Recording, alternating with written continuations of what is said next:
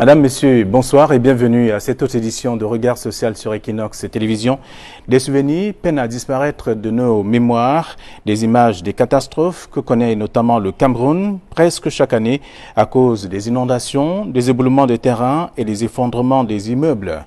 L'occupation anarchique des espaces de vie et la création même des ravins par certains sont également les risques qui secouent les occupations de ces espaces. Tous ces risques se développent donc au vu et au su des responsables en charge de la gestion des cités et merci les dégâts. Ce soir, Regard social questionne donc le danger permanent des zones à risque occupées par des populations et pour quelles solutions? Ça reste une véritable question. Vous aurez des éléments de réponse au cours de cette édition, mais avant, vous aurez des témoignages des victimes de ces espaces de vie qui sont aujourd'hui sans abri. Beaucoup sont carrément à la belle étoile. Vous les écouterez en première partie de cette édition de Regard social. Une fois encore, bonsoir et bienvenue à tous.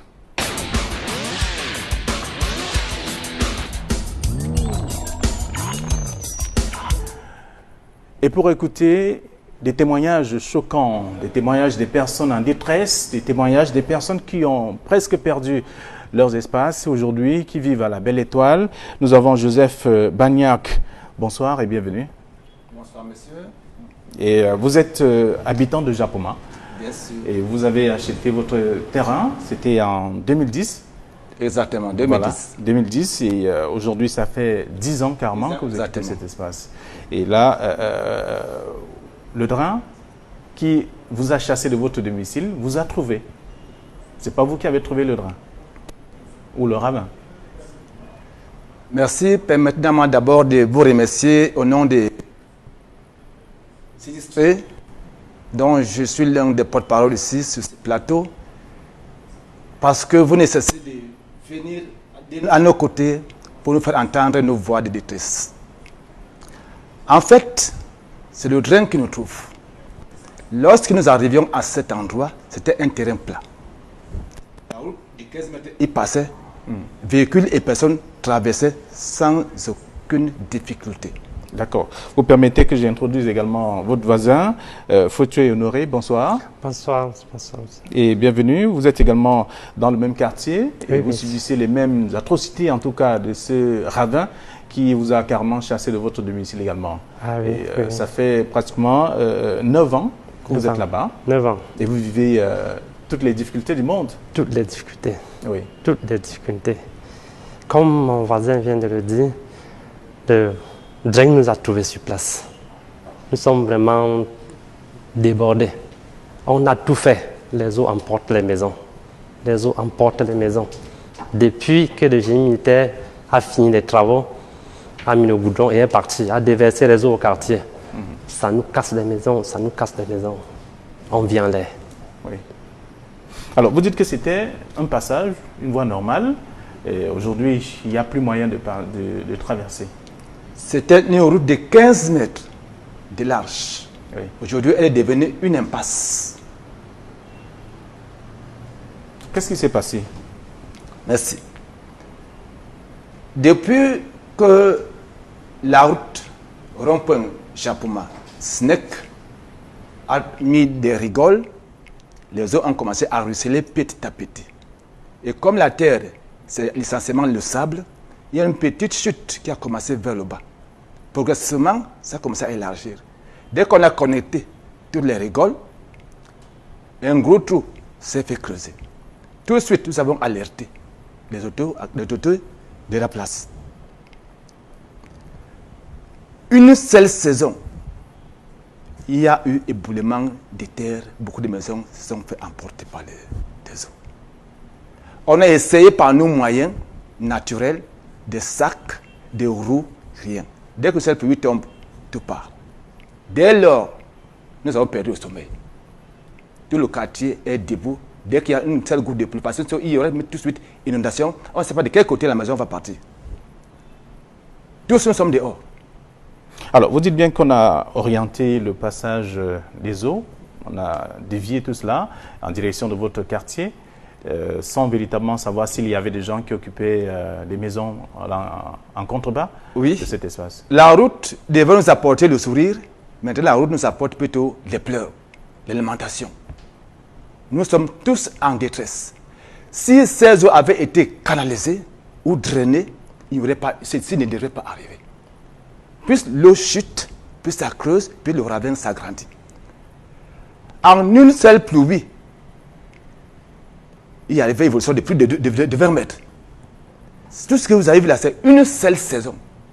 Si la deuxième saison arrive, il n'y aura plus rien là, tout. Donc chez nous, c'est gravissime, ce n'est même plus grave. D'accord. Le drain, vous trouve où il n'y avait pas d'espace pour le passage de l'eau à cette époque lorsque vous arriviez dans le quartier? Lorsqu'on arrivait dans le quartier, c'était un terrain plat. Nous sommes sur presque une colline. C'était un terrain plat. Mais une fois que le génie a engagé les travaux pour goudronner la route partant du château au rail, ils ont l'entreprise chargée à drainer les eaux, verser au quartier. Verser les eaux au quartier sans orienter, sans carnivore, rien.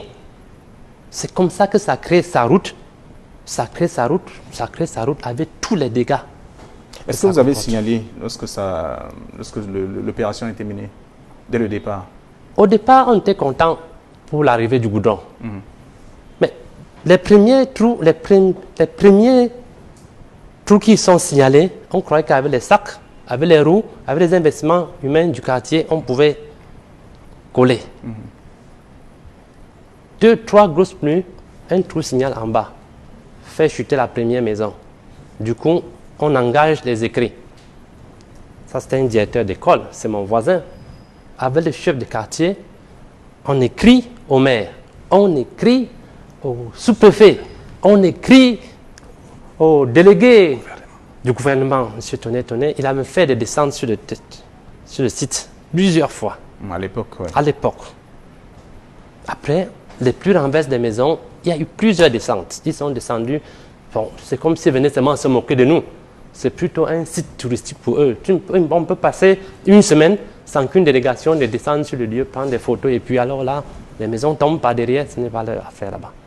On a crié jusqu'à maintenant, quand une seule pluie tombe là, chacun porte ses enfants, se tient au sommet de la colline. De jour comme de nuit? De jour comme de nuit. De nuit même, n'en parlons plus. Quand la pluie se signale à 18h là, si les voisins les plus humanistes permettent, avant ils nous permettaient, mais maintenant, avec la pandémie qui est dehors, ça devient grave. Oui, vous êtes parent, vous avez une femme et des enfants. Oui. Vous dormez où finalement? Puisque votre maison est à fleur justement de ce ravin, elle peut tomber à tout moment. S'il y a une pluie ce soir peut-être. Quand il ne pleut pas, on dort à la maison.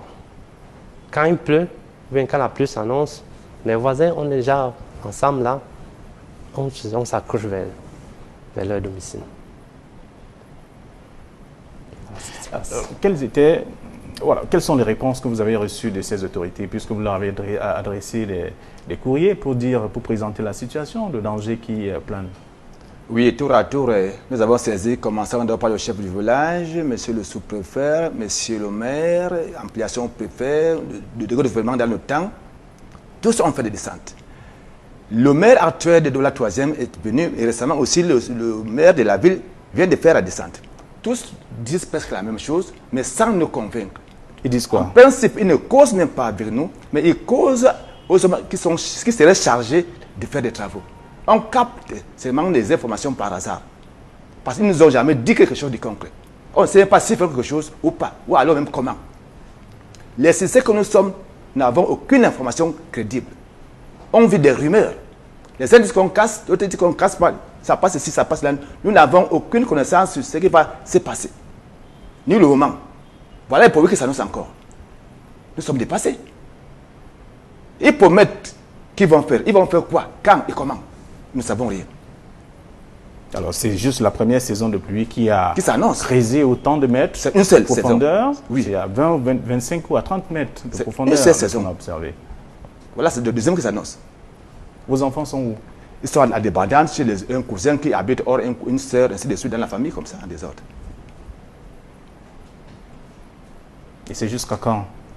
Jusqu'à ce que cette catastrophe artificielle que nous a imposée soit réparée. Puisque vous ne savez pas quand est-ce qu'on va... On ne sait ni quand, on n'est même pas sûr que ça va se faire. Parce qu'à nous-mêmes, les concernés, nous n'avons aucune information à ce sujet. Combien de maisons sont déjà parties C'est environ 4 maisons. 4 déjà parties. Et ceux qui occupaient ces maisons sont partis également. Chacun est quelque part, c'est une connaissance.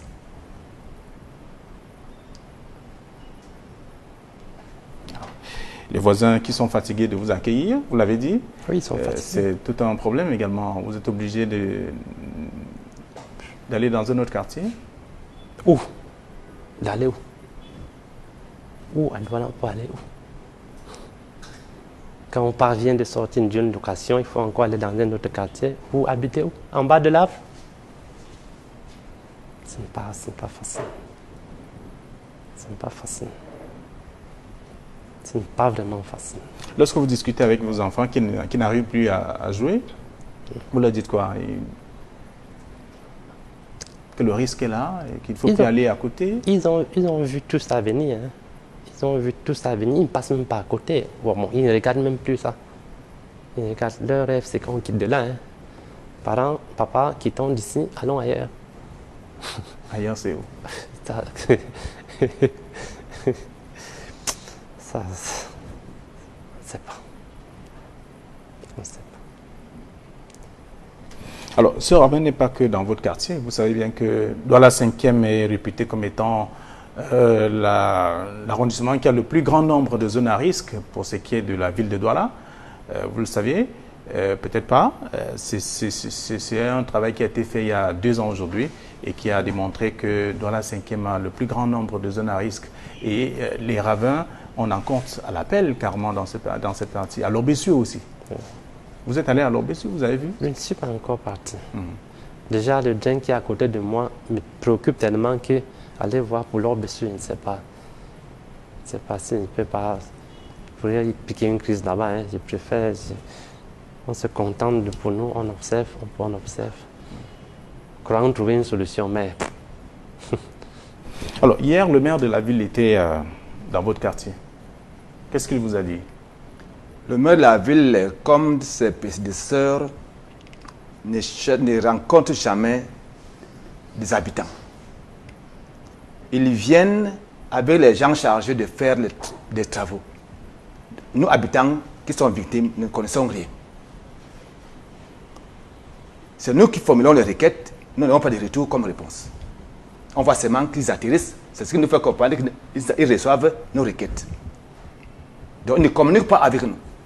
Alors, toutes les maisons qui jouxtent, bien sûr, ce ravin vont être détruites. Nous ne savons rien. On n'a pas signé. Parce qu'ils ne nous disent rien.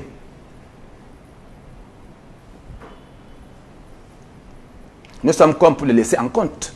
Où ils vont nous détruire, où ça va se passer comment, nous ne connaissons rien. Voilà notre garde inquiétude en plus. Moi, je suis malade, vous venez me regarder, me rendre visite, vous ne me dites rien. Je ne sais pas si c'est guéri ou pas. Je n'ai pas de médicaments, je n'ai pas de consolation, donc nous sommes perdus. Vous avez également fui votre maison parce que il y a une partie de cette maison qui est déjà en chute. Oui, je suis parti de ma maison lorsqu'elle a commencé à tomber de côté gauche. Donc, oui, d'être enterré avec ma maison, j'ai préféré me retirer, partir chez mon voisin. Alors, je ne voudrais pas que ce qui s'est passé en Guaché arrive chez nous. Mais je suis sûr que directement, ça va arriver. Si rien n'est fait, nous n'avons pas où aller. On ne peut pas fuir la mort. S'il faut concentrer là-bas, en ce moment-là, on verra le concours arriver. Puisqu'on a beau crier, il n'y a rien. Alors, il faut qu'il y ait mort d'homme pour Il faut peut-être qu'il y ait mort d'homme. Là, quelque chose va se passer, va se faire en ce sens. Alors, qu'est-ce que vous dites aux autorités, à ceux qui sont chargés de gérer les affaires de la ville? C'est vrai que vous avez écrit, les courriers sont partis, sans réponse? Sans réponse. Dès qu'on arrive, on dépose le courrier, on décharge et on rentre. Sans réponse. Vous avez la possibilité de leur parler maintenant? Je... Si vous sollicitez quelque chose? Notre vous pensez que c'est réparable? C'est réparable. Si au niveau du génie, on a pu réparer un drain qui s'est créé là, et au niveau de Fangoudron, Banguera, il y avait un drain qui dépassait l'autre là, ça a bien renversé des maisons, mais on a réparé. Nous, on est surpris parce qu'on croyait que la première lettre, il devait courir et réparer. Parce que ce n'est pas au niveau, ce n'est pas un problème d'1 million, 2 millions qu'on peut facilement débourser pour le faire. C'est au niveau des pouvoirs publics. Donc, on prie qu'ils viennent arranger la situation. Parce que là, si on avait vu le drain là-bas, je vous dessus, on ne pouvait pas payer un terrain dans la zone là. S'il y avait ce drain là, personne de nous ne peut acheter un terrain là-bas. À l'époque. Vous avez un message pour eux? Vous regardez cette caméra, vous vous adressez à... Oui. Comme on a beau crier de pluie, ce soir on continue à crier, à pleurer. On supplie les pouvoirs publics de descendre à Japoma, dans le quartier minier, nous sauver de la catastrophe qui s'annonce. Après les travaux du génie militaire pour le goudron, ils ont dévié les eaux dans notre quartier. Ces eaux sont en train de renverser nos maisons. Aujourd'hui, la situation s'annonce plus grave parce que c'est déjà arrivé en pleine agglomération. On a auto pour quelques pluies pour que beaucoup de maisons se renversent. On prie les pouvoirs publics de doubler d'efforts. On sait qu'ils ont l'habitude de bien travailler, qu'ils viennent dans le quartier minier nous sauver. Sauver des vies. Merci. Vous êtes sans maison. Il faut sans maison. Aussi peut-être. Ils vont certainement vous trouver des abris. C'est notre souhait. C'est notre souhait. Joseph, Oui, c'est le même message? oui, c'est le même message. Je vais juste ajouter que nous implorons la clémence des autorités chargées du dossier de nous faire vivre l'espoir, c'est-à-dire de redonner confiance à la vie, de réhabiliter nos maisons et nous voir d'ici. Car nous n'avons ni maison, ni nos vies même qui sont menacées, ni de route pour circuler. C'est tout ce que nous demandons. Depuis nous avons perdu le sommeil, nous avons aussi besoin de dormir. Nous disons, c'est une clémence qui peut nous accorder.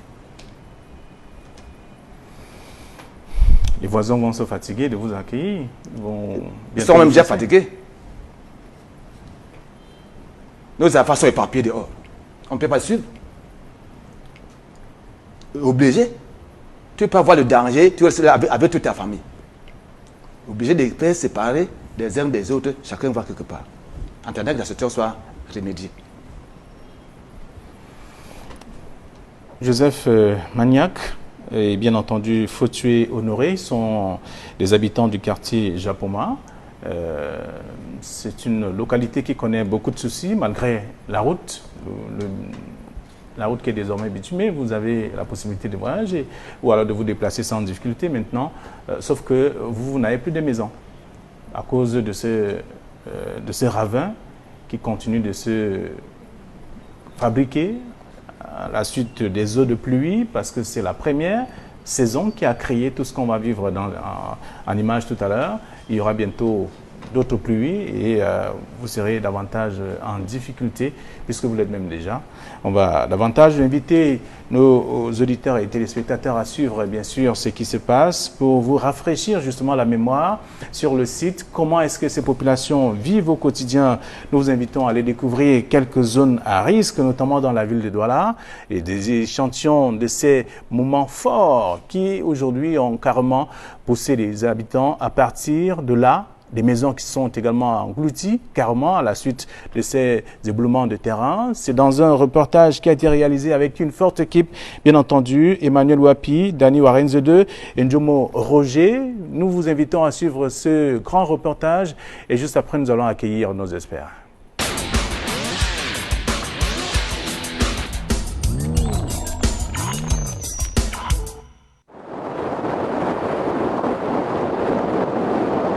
Sur la route qui mène à Japoma.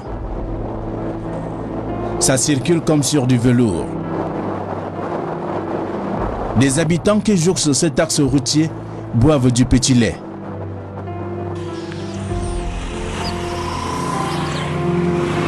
Entre-temps, au quartier Maignan, le risque coule à flot. Nous sommes dans le 5e arrondissement de la ville de Douala. Dans cet espace de vie, aux allures de village, un géant ravin se construit au quotidien, et ce, depuis la fin du bitumage de la route de Japoma, selon l'élite d'ici.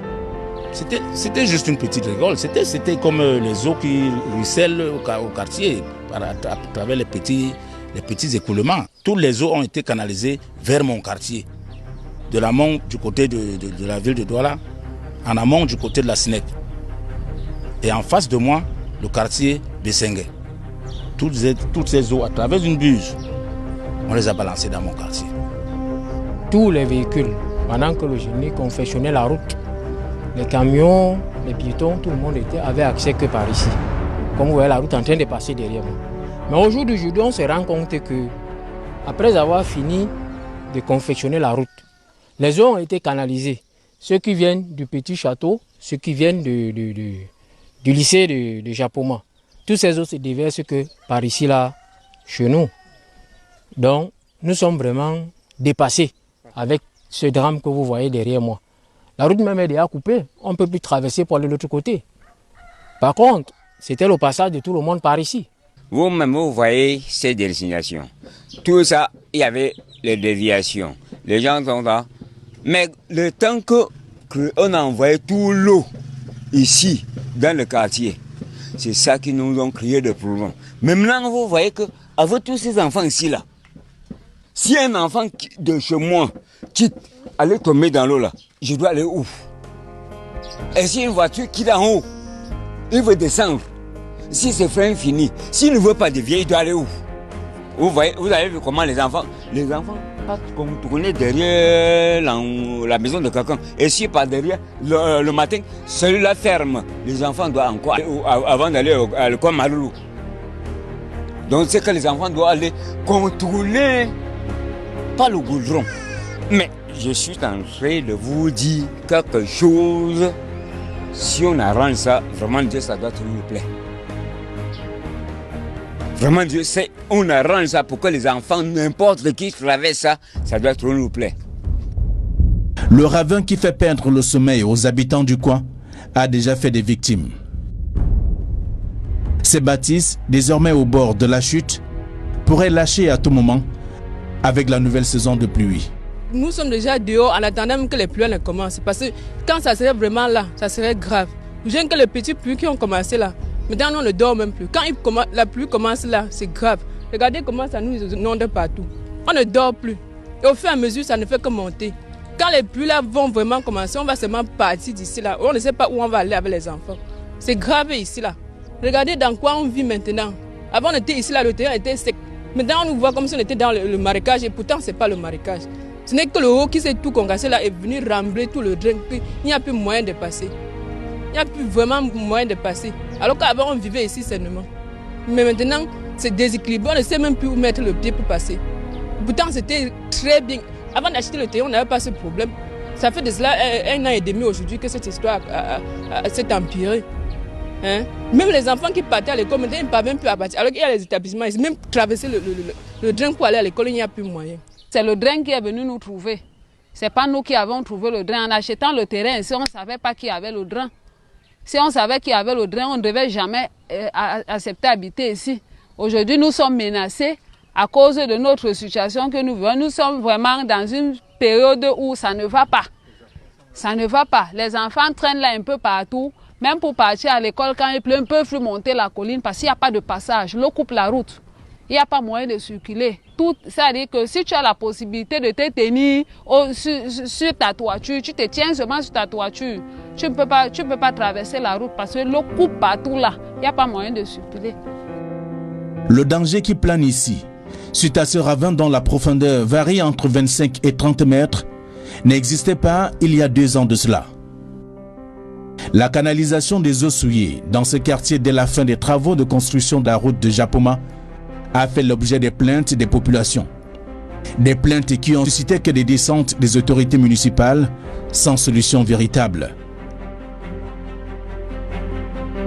Ici, on redoute la catastrophe, comme les précédentes survenues dans plusieurs localités du pays.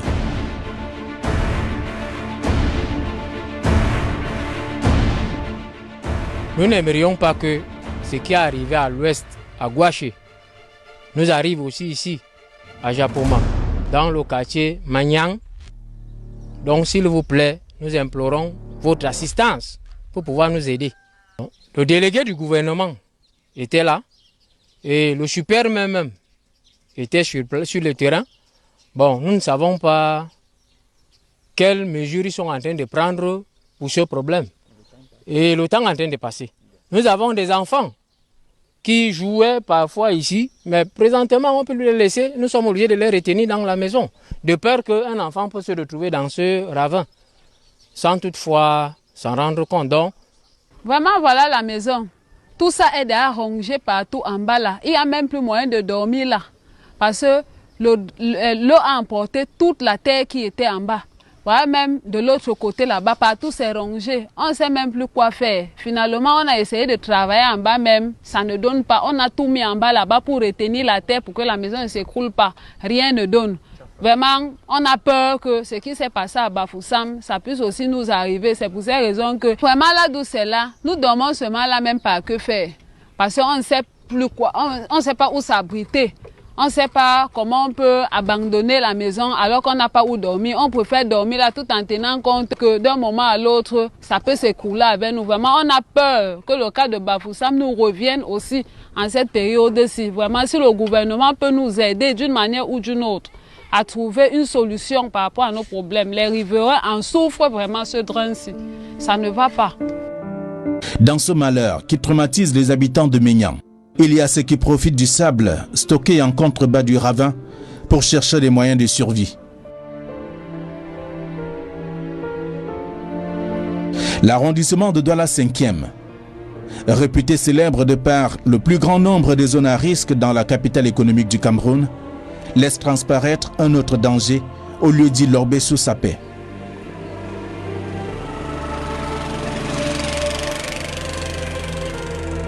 Ici, l'érosion créée par des eaux de pluie et celle venue des entreprises a atteint son paroxysme au point de détruire plusieurs habitations. Cet endroit était bien. Satom, au cours des travaux préliminaires, a voulu bien terrasser. Il y avait des maisons ici. Un immeuble et 2 maisons. Il y avait une brousse qui séparait la rue au moins de 10 mètres. Alors, lorsqu'ils ont isolé les rigoles, les eaux sont venues maintenant creuser par le bas et les rigoles sont tombées. Nous avons fait des lettres, on a envoyé à la mairie en vain. Nous sommes partis plusieurs fois et comme vous connaissez, nous sommes au Cameroun. Nous sommes rentrés, les eaux ont continué le travail et voilà la suite. Il y a un immeuble qui est parti, il y a une maison qui est partie, il y a l'autre qui doit partir parce que le monsieur n'est plus là. Vous voyez, ce monsieur a commencé ses travaux et il a fait 1 mètre de soudement de 40 et en fait c'est parti, puisque c'était la seule maison qu'il avait. C'était le seul terrain et ces terrains sont titrés. Et l'ancien délégué du gouvernement était venu sur les lieux, on nous a fait des promesses en vain. Cette fois-ci, nous sommes encore partis, nous avons fait des lettres. Et le nouveau délégué, le super-maire, a envoyé le 3e adjoint. Elle est venue, on est dans les contacts, mais on nous fait des promesses qui n'ont pas de sens parce qu'on nous demande de mettre le sable ou la terre dans les sacs pour faire ce truc que vous voyez là. C'est impossible. Avec la saison de pluie, nous avons commencé, nous avons évalué, ça fait beaucoup de pactole. Nous ne pouvons pas. Nous avons demandé à la mairie de nous aider parce que je suis convaincu que ça ne peut pas dépasser l'État. Je suis convaincu que si on venait à notre secours, les gens pouvaient même encore récupérer leur terrain et en plus même protéger les autres qui sont derrière. La chute de ces maisons a même fait perdre le contrôle à un conducteur de moto-taxi ce jour-là. Quand je passais, j'ai compris le bruit et j'ai paniqué, je suis même tombé. J'ai dit que mais qu'est-ce qui se passe? Quand j'ai lancé un coup d'œil, je vois seulement la terre venue. Il y avait des maisons. Je me suis posé la question, mais il y a des gens dans les maisons avant que ça tombe comme ça. J'ai dit que ouais, l'État, depuis qu'on nous dit qu'on va ranger la route, qu'est-ce qui se passe? Ça a tué les gens. Je ne sais pas si après il y a eu des moments où j'ai eu trop peur. Le cœur était, je ne pouvais même pas résister. Je suis parti chez moi. Et le lendemain, je suis pu repasser par ici parce que j'avais peur même de mourir.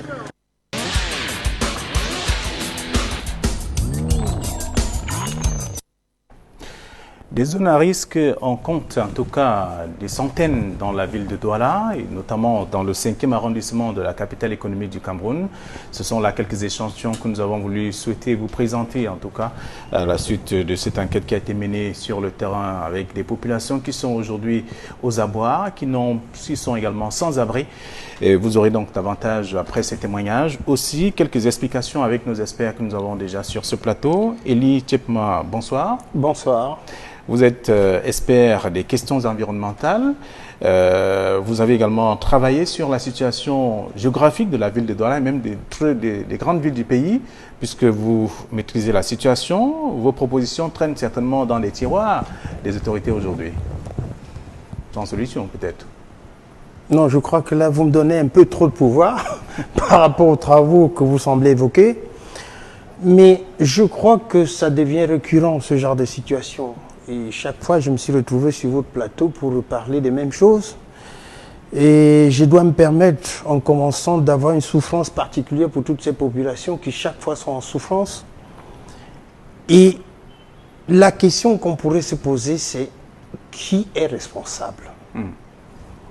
Et à partir de là, on peut envisager les solutions. Mais tant que nous ne trouverons pas les responsables avant de les corriger, ça sera toujours difficile. Vous vous souvenez, il n'y a pas longtemps, on discutait encore après le problème de Gouache pour le cas de Bafoussam. Et je ne sais pas encore jusqu'à présent l'issue qui a été donnée à Gouache. Alors, je crois que cette situation, si on n'intervient pas très rapidement, très bientôt, nous serons encore sur votre plateau, peut-être pour un autre épisode, mais sans avoir trouvé une solution pour celle-ci. Très bien. Merci d'avoir accepté notre invitation. Également, M. Mangele Hervé, qui est donc le directeur des grands travaux à la mairie de la ville de Douala, qui devrait également être sur ce plateau à la dernière minute après une multitude négociations, a estimé qu'il n'était pas nécessaire pour lui de se rendre ou de venir partager avec nos chers téléspectateurs. Dommage, le siège est donc vide, voyez-vous. Il n'est donc pas avec nous aujourd'hui. Alors, professeur Charles Ngandifna, bonsoir. Bonsoir. Vous êtes sociologue et enseignant à l'université de Douala. C'est exact. Vous êtes désormais maître de conférence. Ça fait pas longtemps, c'était en janvier. De toute façon, c'est déjà au moins 6 mois. De toute façon, c'est 2019. Voilà, merci. Et c'est le bon travail qui paye. Je crois qu'avec un peu d'effort, un peu d'acharnement, on arrive toujours au résultat. Et je veux prendre le prétexte de saluer les téléspectateurs de votre émission qui a une grande autorité. Et je voudrais également passer le bonsoir avec le membre du panel avec qui nous allons croiser le verre pour donner quelques explications ou quelques faisceaux d'explications sur ce phénomène qui reste quand même très touchant.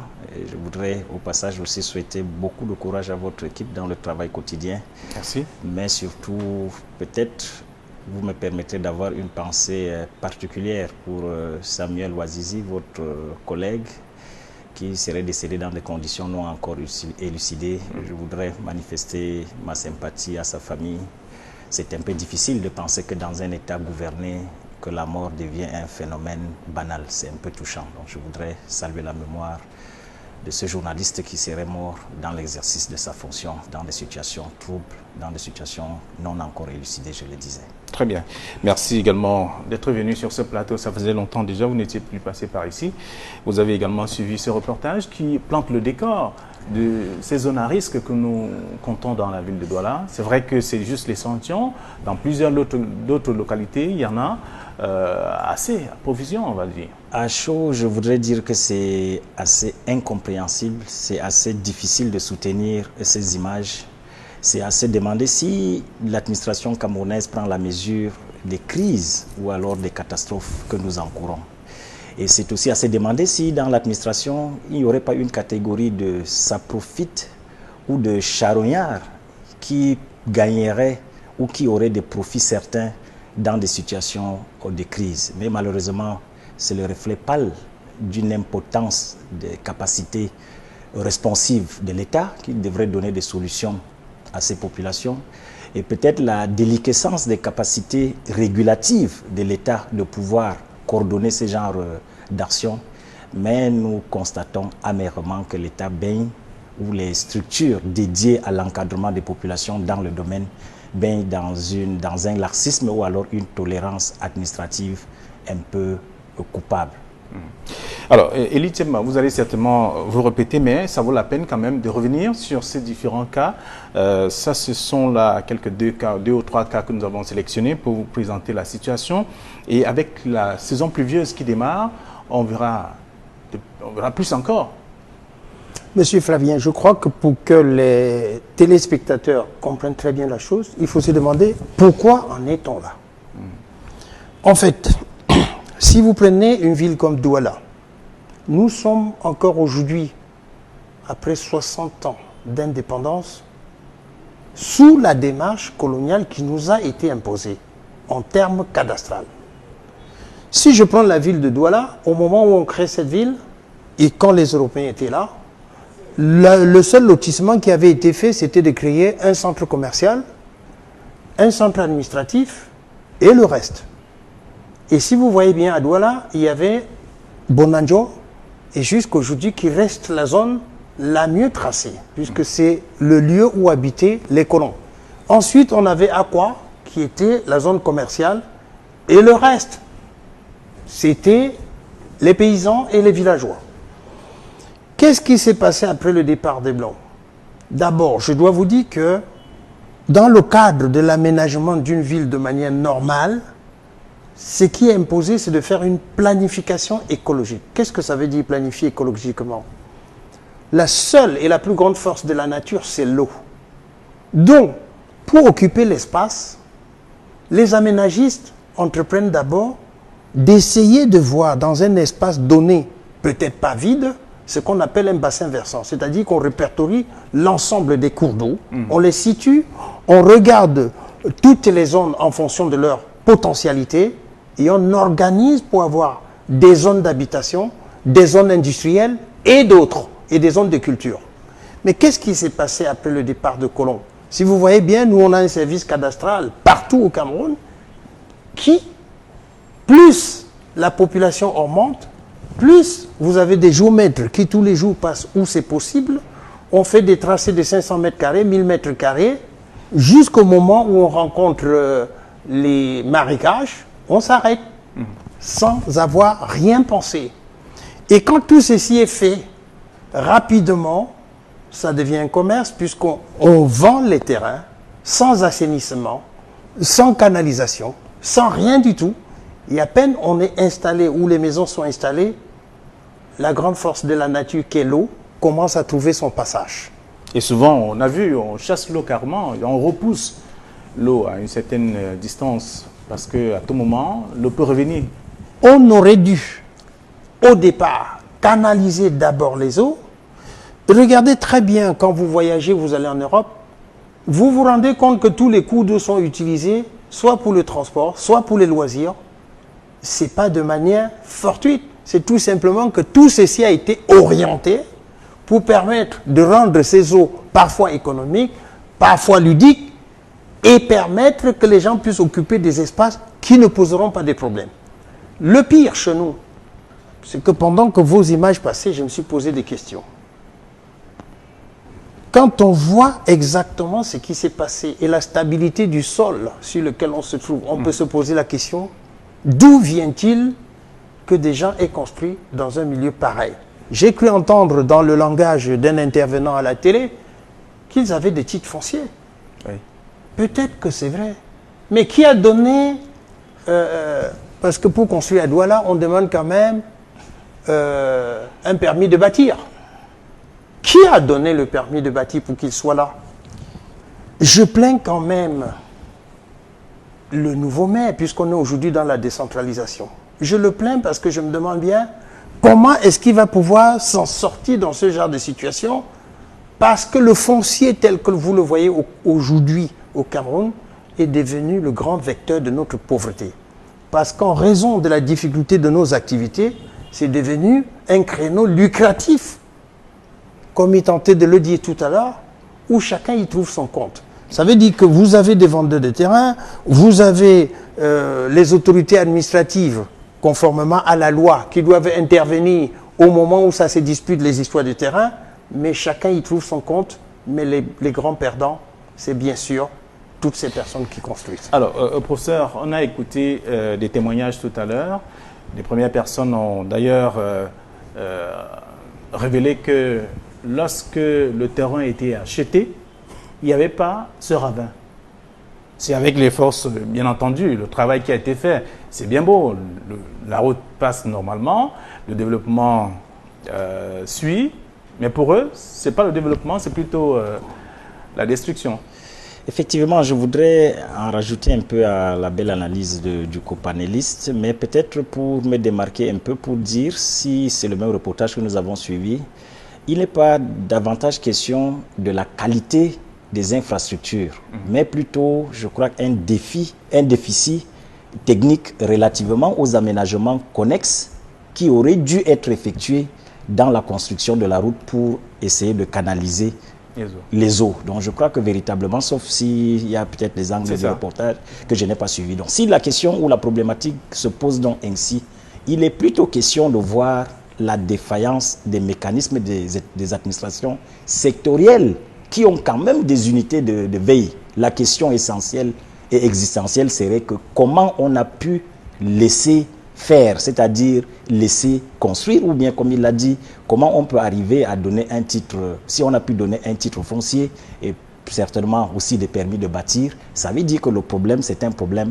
d'aménagement des espaces ou alors l'offre technique de la construction de la route qui n'a pas pris en compte les aménagements connexes dans la canalisation des eaux qui causent tous ces problèmes. Et je l'ai dit avec l'autorité d'avoir été cadre dans la commission, la mission de contrôle de la construction de la route Gaoundéré-Toubourou. Les études de base, fondamentalement, traitent d'abord les questions de l'eau, parce que l'ennemi fondamental, comme il l'a dit, de la route ou bien des infrastructures, c'est d'abord l'eau. Bon, comment dans une zone urbaine comme Douala, où nous sommes à moins de 5-10 km, comment l'administration ou bien l'unité de contrôle et de veille des permis de bâtir, de la qualité et de la réception de ces ouvrages ont pu laisser faire que l'eau ne soit pas drainée et qu'on se retrouve dans cette situation. Et ça revient effectivement à dire que nous sommes véritablement dans un état soit suicidaire, soit phagocytaire, soit strangulateur, soit étrangleur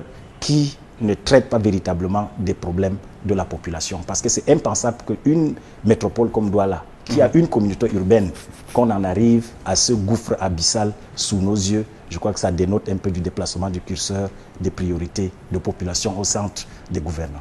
Ailleurs, on parlerait par exemple de l'incivisme de ces populations qui s'installent de façon anarchique, mais ici on a quand même entendu qu'il existe un permis de conduire, un permis de bâtir, pardon, et en même temps, pour les autres, c'est un permis collectif de bâtir pour, je vais dire, un titre foncier collectif qui aujourd'hui permet à ces gens de pouvoir, qui leur a permis de pouvoir s'installer à cet endroit. Ça paraît quand même utopique de croire que sur la base d'un titre collectif, on peut avoir des responsabilités individuelles. C'est quand même compliqué. En ce sens que ça rejoint un peu ce que je vous disais tout à l'heure, c'est-à-dire que le cadastre se fait le plaisir de faire des découpages et d'y mettre un numéro. Est-ce un titre? Parce que je dois vous dire sincèrement, au-delà des responsabilités que nous cherchons aujourd'hui, la question se pose. Comment faire pour ne plus se trouver dans ces situations répétitives? Je repars encore dans l'histoire. Le Cameroun, vers les années 70-75, avait 3 grandes villes. Douala, Yaoundé et Nkonsamba. J'ai du mal à comprendre que plusieurs décennies après, je crois une des 3e villes a disparu. Ce qui paraît bizarre. Le Cameroun a 475 000 km². Et si nous supposons que nous avons une population entre 25 millions et 30 millions, on devrait avoir au trop 60 personnes au km². J'ai du mal à comprendre qu'aujourd'hui, sur les 30 millions, si on fait une bonne répartition, on a aujourd'hui Douala, Yaoundé, Bafoussam, peut-être Garoua ou Maroua, qui prennent presque à peine plus que le tiers de la population. La solution est simple. L'occupation de notre espace, il suffirait aujourd'hui tout simplement de faire d'autres villes pour permettre que la majorité de la population du Cameroun ne se trouve plus dans des bidonvilles à chercher tous les jours où dormir. Donc, on a encore un problème de cette gestion d'espace, mais pour résoudre le problème ponctuel de ceux qui sont là, je dois dire que c'est possible, mais avons-nous les moyens? Parce que, Monsieur Flavien, vous le savez bien, ici à Akwa, il y a encore 3-4 ans, à 16 heures, parfois quand il pleuvait ici et qu'on sortait tous les soirs, il fallait patauger. Ça se déroule encore ces jours à l'entrée de la Quintinique? Mais pas autant. Ouais. Parce que pendant 2 ans, on a vu bien qu'il y a eu un travail de fond sur l'ensemble des canalisations dans la pleine ville de Douala, ce qui a essayé de changer pas mal de choses. Donc, c'est pour dire tout simplement qu'aujourd'hui, vu la souffrance de ces populations, c'est pour cela que je disais tout à l'heure, je plains le nouveau maire. Puisqu'en réalité, tout est fait aujourd'hui pour que ce soit le maire général. Il n'y aura plus de guerre entre la communauté urbaine et la mairie. Il faudrait bien que le nouveau maire puisse avoir une sensibilité suffisante pour donner la priorité à ces populations et tenter de faire quelques caniveaux qui essaieraient de sauver ces populations en détresse. Elie Tchepma, on a longtemps parlé, même un grand renfort de publicité du plan d'aménagement du sol, la ville de Douala présentement. C'était à l'époque du délégué du gouvernement. Vous étiez sans doute l'une des personnes à implémenter ou alors à proposer des solutions importantes. Mais jusque-là, on a entendu parler, mais on n'a rien vu peut-être sur le terrain. Vous me permettrez d'être honnête face à cette situation. J'ai bien dit que depuis 60 ans, nous ne sommes pas sortis de l'ornière de notre colonisation. Nous sommes chaque fois sous la pression des aides ou bien des... Je ne sais pas si on appelle ça des crédits, hein, c'est des... Oui, je sais pas, des crédits. Des crédits qui nous sont donnés. Et très souvent, toutes ces grandes puissances qui nous donnent des crédits imposent les personnes qui viendront faire les travaux à notre place. Vous l'avez dit tout à l'heure dans le temps de cette émission en disant, si vous allez fouiller à la communauté urbaine, vous trouverez que des étudiants. Beaucoup ont fait des travaux sur les inondations à Douala. Beaucoup de financement a été mis en place pour faire pas mal de choses. Mais je peux vous assurer que dans la plupart des cas, chaque financement est accompagné de gros cabinets qui viennent nous simuler ce qui doit être fait à Douala. Raison pour laquelle ça a toujours eu de la difficulté à bouger. Oui, je suis tout à fait d'accord, mais je crois que la raison ou la responsabilité ne peut pas être totalement exogène. C'est-à-dire que, parce que il reste que l'État a quand même des recettes propres. Alors, on ne devrait pas, par exemple, ce qui se passe dans la ville. Je crois qu'il y a une canalisation des eaux dans la ville, mais c'est sur le financement du CDD.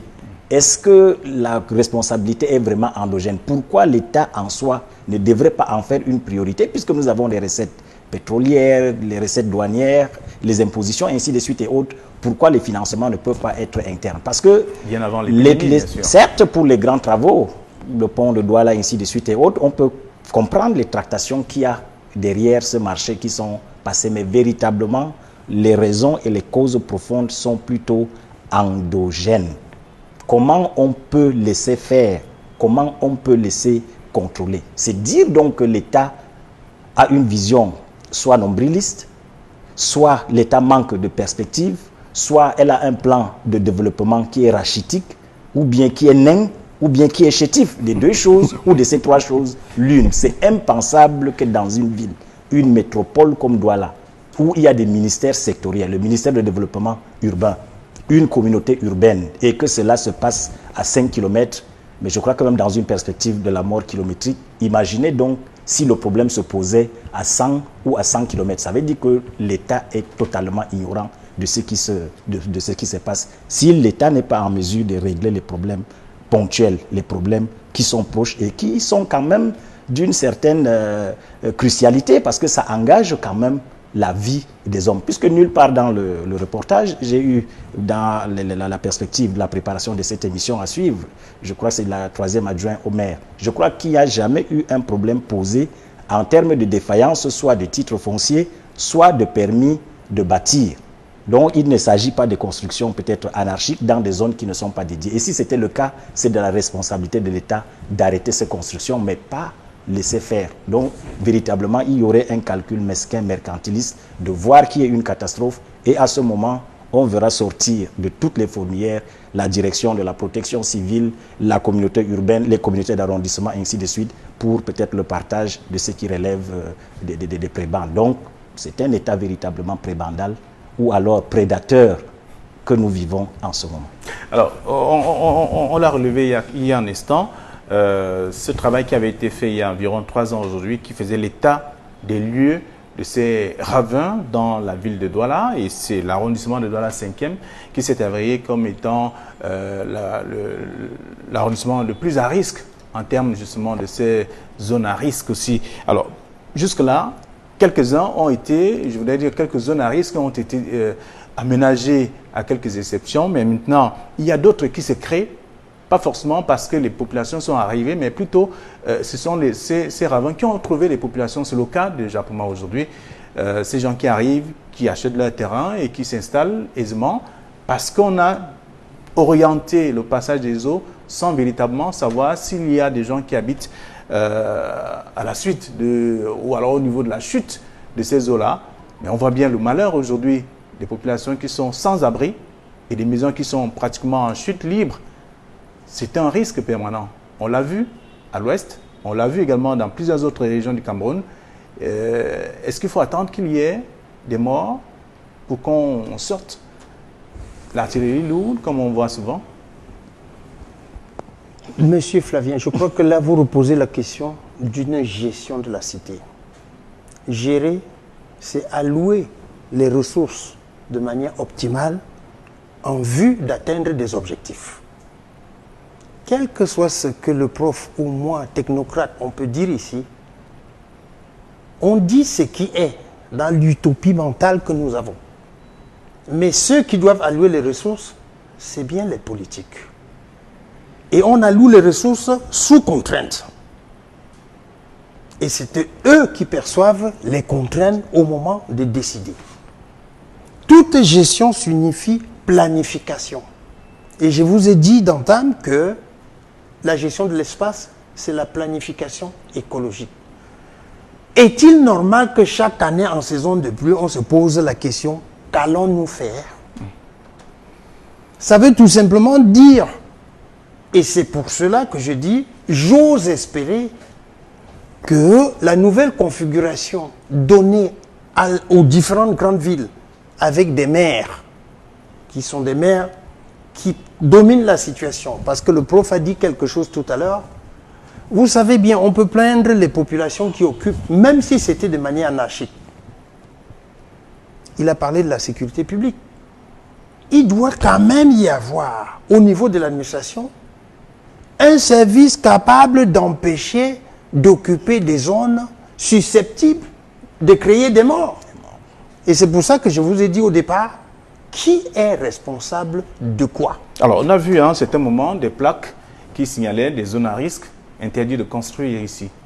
Mais quelques temps après, ces endroits, ces espaces ont été revendus ou alors vendus aux populations. Je crois que c'est à ce rétro-pédalage peut-être de l'administration que je voulais en venir. Peut-être c'est à proximité de mon lieu de travail. J'y ai fait un tour et je crois que de votre mémoire de journaliste, nous avons entendu parler d'une zone à Makepe, Misoké.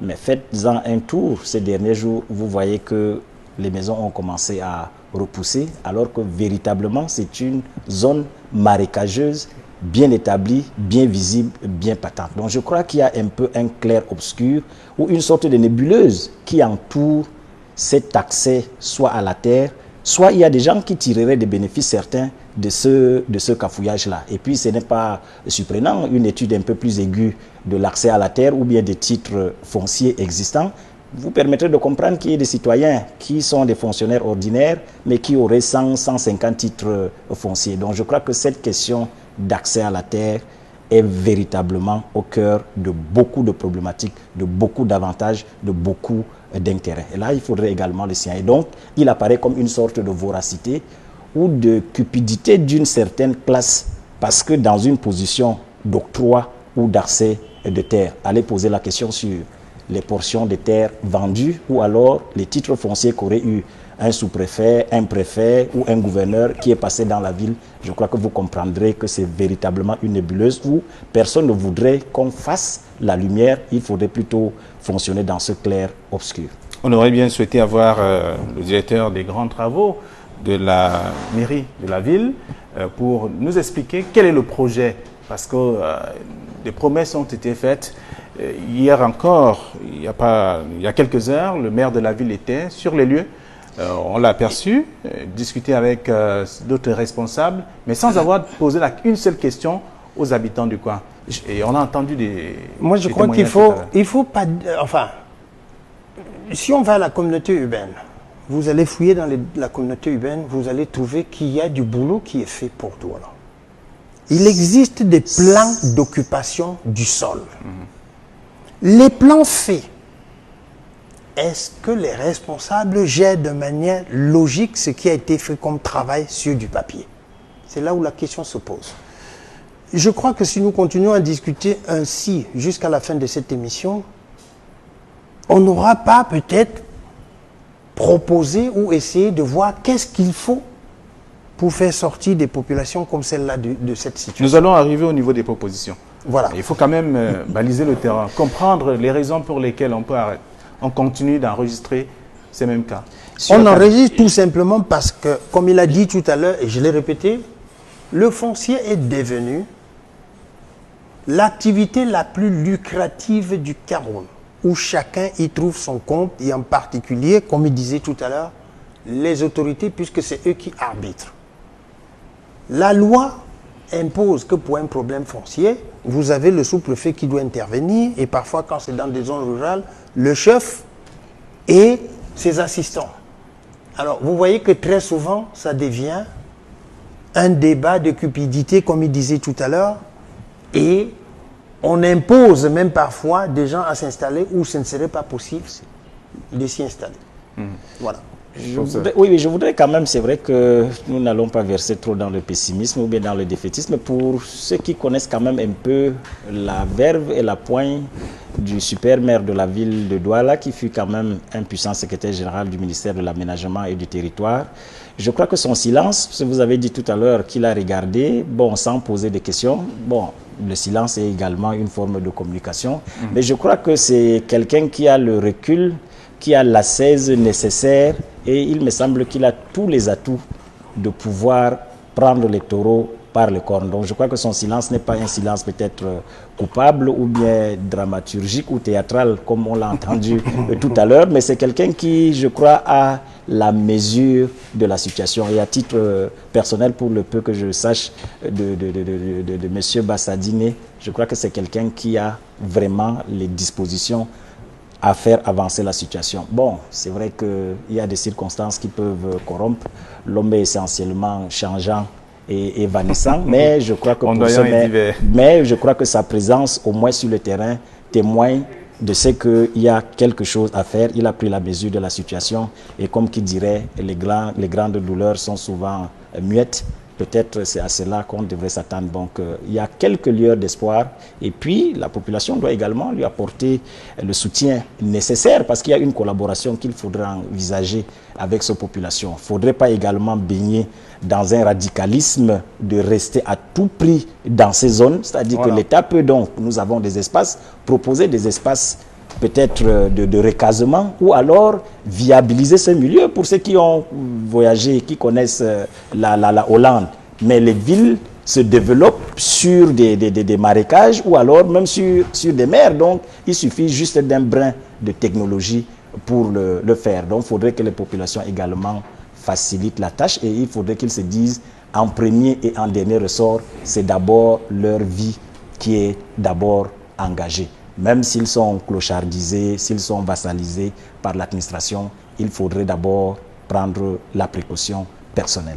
Oui, professeur, est-ce que ce n'est pas ce langage d'espoir quand même qui amène parfois ceux qui sont, je prends un exemple, ceux qui étaient déjà sur ce plateau, de continuer à attendre et après abandonner et se retrouver en train de reprendre la vie à zéro? Je crois que cela va peut-être rentrer dans ce qu'un sociologue camerounais, Jean-Marc, a évoqué depuis. Je crois qu'on doit se remettre à l'école de cette prophétie qu'il a faite il y a longtemps en posant la problématique de la ville en Afrique ou alors de l'Afrique et des villages, notamment la question soulevée par l'expert tout à l'heure, la bidonvillisation. Donc, ce n'est pas tout le monde qui est appelé à vivre en ville, malheureusement. Donc, il faudrait prendre la mesure de ce qu'il y a des populations qui doivent avoir une vocation essentiellement rurale, d'autres qui ont une vocation essentiellement urbaine. Donc, il ne faudrait pas être en ville à tout prix, à tous les prix et au mépris et au risque de sa vie. C'est impensable. Donc, il y a un besoin de lucidité qu'il faudrait avoir. Oui. Alors, on a quand même quelqu'un qui a amassé toute sa fortune pour se construire et se bâtir une maison et qui finalement quitte cette maison sans plus avoir assez de moyens pour aller ailleurs. Ça reste également une difficulté aussi pour celui-là. Vous avez raison, mais la pire des maladies, c'est l'ignorance. Nul n'est censé oublier la loi. Il y a des textes qui encadrent bien toutes ces situations, que ce soit l'obtention des terres, que ce soit la construction. C'est pour cela que je parlais tout à l'heure. Quand vous avez engagé un chantier et que la communauté urbaine, on est venu nulle part marquer une croix ou bien faire une interpellation, vous commencez, parce que j'ai vu dans le reportage des genres d'investissement de R plus 2 plus 3. Ça ne pousse pas quand même en Je suis d'accord avec vous. un seul jour. Mais même s'il a déjà poussé 2 et qu'il n'a pas d'autorisation, il est en porte-à-faux par rapport à la loi. Parce que depuis tout à l'heure, nous avons discuté en prenant les responsabilités de l'administration. Mais il faudrait aussi qu'on pense à dire aux populations, faites attention quand il s'agit du foncier. L'essentiel, même s'il faut indemniser demain, vous le disiez tout à l'heure, on va déplacer, mais la priorité, c'est ceux qui sont au moins dans leurs droits. C'est dommage que la communauté urbaine, parce que la question de fond, tout le débat devrait normalement être focalisé sur cette question essentielle. Est-ce que les titres fonciers brandis sont d'abord réels, puisque nous connaissons les tripatouillages et les magouilles qui entourent le titre foncier. Je crois que la communauté urbaine aurait gagné à avoir un expert qui aurait dû, ou alors ceux de service du cadastre ou bien de domaine, à effectivement évacuer cette question. S'il y a eu titre foncier, s'il y a eu en plus des permis de bâtir, je crois que les populations sont dans leur droit d'être là. Maintenant, c'est une question de viabilisation. Quand vous avez un titre foncier, bon, je crois que s'ils doivent être déguerpis, il y a des compensations. Ça, c'est évident. Donc, cette question, tant qu'elle n'est pas évacuée, je crois que nous sommes juste dans des conjectures. Un peu le cas de l'Orbessou, où on a vu carrément un immeuble de 2 ou 3 niveaux. Il n'a pas commencé à construire dans cet état. Il y avait bien de l'espace, et c'est avec le temps que l'érosion a réussi à ronger une bonne partie du sol. Finalement, le propriétaire a abandonné les lieux.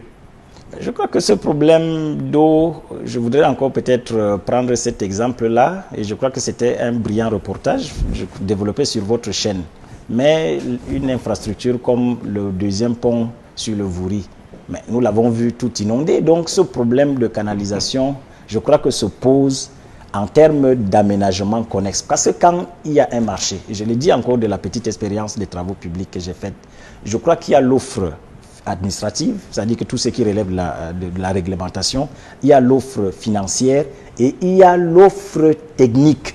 Donc, il n'y a aucune infrastructure, il n'y a aucun investissement qui peut être fait sans tenir compte des aménagements connexes, surtout l'évacuation des eaux. Donc, je crois qu'il y a également la responsabilité des missions de contrôle et de l'unité logée au ministère du Développement urbain et de la communauté urbaine qui constitue en fait une unité de veille, une unité en fait de sensibilisation, une unité en fait de démantèlement de ce qui serait en train de ramer à contre-courant. Mais malheureusement, il y a des pratiques qui relèvent de la manducation qui se sont développées, où des contrôleurs vont prendre quelques pourboires, laisser faire, et on rentre donc dans une sorte d'administration de transit où chacun s'est dit, bon, je suis là pour un temps avec ce délégué du gouvernement, bon, c'est d'autres qui viendront gérer. Donc, je crois qu'il y a cette mentalité un peu rétrograde qui caractérise certains fonctionnaires qui sont véreux. Je ne dis pas qu'ils sont tous logés dans la même enseigne, mais il y a également cela pour dire, je vais laisser faire, j'ai peut-être un mandat de 3 ans à la communauté urbaine où je suis un fonctionnaire détaché, c'est quelqu'un d'autre qui viendra gérer cette situation ou bien cette catastrophe. Et puis, on laisse faire, aller faire un tour ou bien creuser la problématique de tous ces immeubles qui ont poussé. Faites la confrontation avec des permis de bâtir en bonne et due forme. Je crois que c'est plutôt des caisses noires qui se sont développées finalement. Et l'État participe également à garder ce cafouillage. Si vous prenez un échantillon de 10 personnes qui cherchent à construire, je crois que 8 ne pourront pas vous dire la loi et la procédure. Bien que vous allez à la communauté urbaine, poser clairement le problème pour dire j'ai pu acquérir un terrain. Est-ce que je peux avoir et autres? Les tracasseries commencent au niveau de domaine. On va rechercher dans le plan. Et là, il faut laisser quelques plumes pécuniaires. Vous allez au niveau de la communauté urbaine. Quelle est la procédure? Je crois qu'il devait avoir une large sensibilisation et publication pour que tous ceux qui veulent construire sachent les tenants et les aboutissants, la procédure et les modalités à remplir. Mais malheureusement, peut-être on ne communique pas beaucoup parce que c'est la vérité qui peut gêner, qui peut empêcher... Non, je crois qu'il y a même une vacuité ou un nihilisme de communication. Je ne pense pas qu'il y ait une communication. Or, dans une ville comme Douala qui est en train de construire, toutes les villes, les grandes villes en Afrique, notamment au Cameroun, sont à construire. Je crois que ça devrait être danger, je l'ai dit avec l'autorité, d'avoir suivi des tranches dédiées sur les médias d'État qui concernent soit la communauté urbaine, soit le ministère du Développement urbain. Il n'y a aucun cas qui soit fait sur une sensibilisation tout craint et tout azimut sur les procédures de construction, même de ma chaire de maître de conférence des universités. Et d'avoir une base en sociologie et d'avoir travaillé, je ne peux pas vous dire ou vous donner un conseil, soit un cadet pour dire, du moment où vous avez acquis, voici le cheminement ou bien voici la procédure si vous voulez, si vous devrez être en règle. Pourvu qu'un chauffeur prenne un véhicule qui porte le macaron de la communauté urbaine, bon, qui vient mettre une croix sans vous présenter le document qui l'autorise ou bien sans la qualité, mais une fois qu'un pot de vin est passé, vous allez continuer. Donc il y a ce clair-obscur à entretenir et je l'ai dit à dessein pour profiter de certaines situations. Et finalement, on se retrouve avec des agents soit charognards, soit ça profite, soit phagocytaires, tout simplement. Elie Thiepma, je vous pose la question que vous avez posée tout à l'heure. Vous allez sans doute nous donner des éléments de réponse puisque vous avez travaillé avec ces responsables de la communauté urbaine à l'époque, dans le cadre de l'aménagement et toutes les propositions que vous aviez faites également, qui sont peut-être restées sans succès aujourd'hui. Pourquoi on continue d'enregistrer ces problèmes, je vais dire, ces ravins qui continuent de faire des victimes? Pratiquement chaque année, il y a un cas. Soit c'est des boulements de terrain, soit ce sont des drains qui aujourd'hui détruisent des maisons ou des populations qui abandonnent carrément les espaces de vie. Là, vous touchez du doigt le vrai problème du Cameroun qui est celui de la gouvernance. Je peux vous rassurer que les textes sont assez précis. Quand on parle d'un permis de bâtir, ça veut tout simplement dire que pour obtenir un permis de bâtir, il faut avoir fait une étude approfondie et du sol, et de la stabilité, et de tout ce qu'il faut pour que votre bâtisse soit capable de se situer sur votre terrain. Et c'est ceci qui permet d'obtenir un permis de bâtir. Mais comme le prof l'a dit tout à l'heure, au niveau des fonctionnaires, tout est fait pour vous autoriser à contourner. Ça veut dire, vous n'arriverez pas au bout, mais vous aurez tout payé.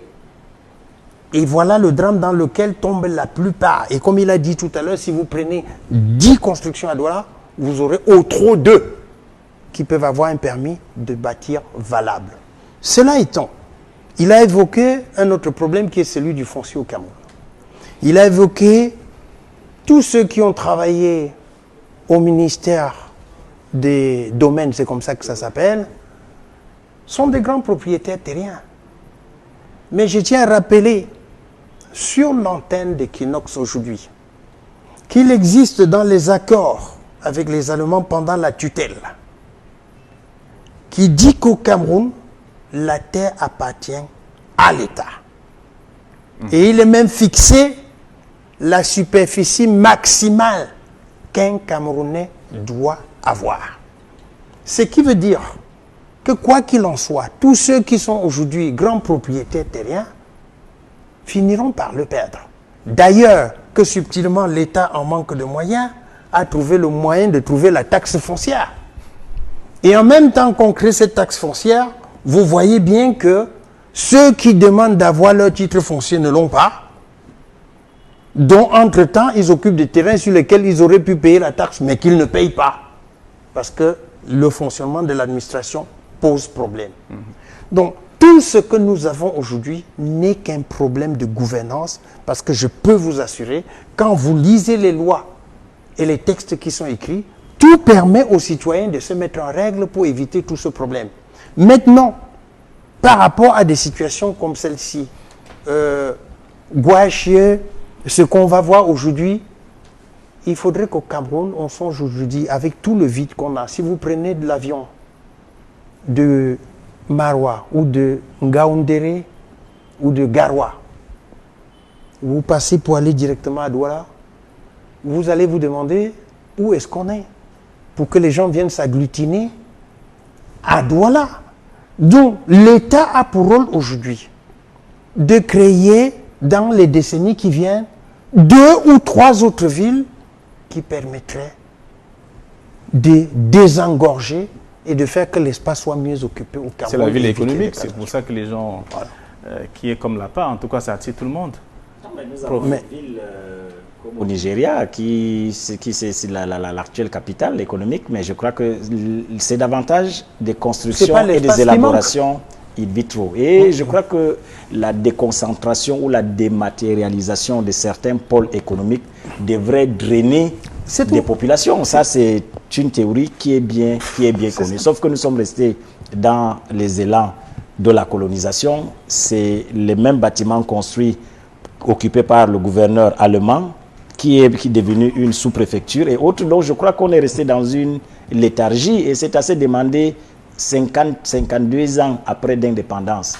Quelle est la part du budget alloué aux investissements pour décongestionner? Nous connaissons encore nos structures qui sont là. Je ne voudrais pas prendre l'exemple des universités. Les centres universitaires, la réforme universitaire, elle remonte à 1993. Mais quelles sont les constructions ou alors des efforts qui sont faits pour décongestionner? Dans les grandes villes, des facultés sont des pôles. On peut avoir une université, par exemple, où le département, la faculté de génie industriel et autres peut être dans telle ville, et ainsi de suite et autres. Ça permet de décongestionner, ce qui fait que le personnel d'appui, et les étudiants et certains peut-être parents qui y travaillent, peuvent maintenant libérer un peu l'espace urbain. Mais comme on est dans une sorte de paupérisation tout azimut de la population, il faudrait les maintenir dans cette vassalisation pour pouvoir mieux matraquer. Je crois que c'est plutôt cette philosophie qui est mise en œuvre. D'accord. Elie Tchema, essayez de nous proposer, en fait, c'est vrai que dans vos multiples propositions, qu'est-ce qui était prévu? Vous, par exemple, dans vos propositions, qu'il fallait faire quoi pour résoudre ce problème? Bon, dans le cas de Douala, qui est déjà une ville en pleine difficulté, l'idéal, et j'ai entendu une des victimes ici dit aujourd'hui que lorsque l'autorité descend sur les lieux, on ne les rencontre jamais. Ça veut donc dire qu'on prépare des solutions clés en main sans écouter ceux qui ont des problèmes. Effectivement, quand j'ai participé, c'était pour aller vers les populations et essayer non seulement d'abord de les laisser poser leurs problèmes et essayer de les résoudre, mais les écouter pour apporter des solutions. Donc, c'est tout simplement pour vous dire qu'ici, Monsieur Flavien, vous imaginez, vous, est-ce que vous pouvez construire une maison sans faire la plomberie? Ça vous fait rigoler. Expliquez-moi donc comment on fait une ville sans canalisation, sans rien. Et c'est pour ça que vous voyez aujourd'hui que même dans nos communications, même dans l'électricité qu'on a, quand bien même on a produit de l'électricité, c'est les poteaux qui sont tombés. Alors que l'assainissement et les canalisations devraient permettre de porter et le courant électrique et de l'eau pour tout le monde. Malheureusement, comme nos villes sont faites de manière anarchique, chacun se débrouille comme il peut. D'où la nécessité, aujourd'hui, je dis encore, pour les cas présents, on est obligé de courir après les populations qui sont en souffrance parce qu'il faut trouver une solution, mais à moyen, long terme, il faut désengorger nos villes et essayer de construire des villes nouvelles. Parce que, voyez-vous, dans d'autres pays, quand j'achète mon terrain, j'ai déjà la ligne électrique qui arrive, j'ai déjà le compteur d'eau qui va arriver chez moi. Et voilà comment est-ce qu'on aménage. À titre d'exemple, je vais vous dire déjà que si vous prenez à Douala, même les sites industriels ont des problèmes, autant que les populations que vous voyez. J'ai dit bien des sites industriels qui avaient été créés et dédiés pour les entreprises.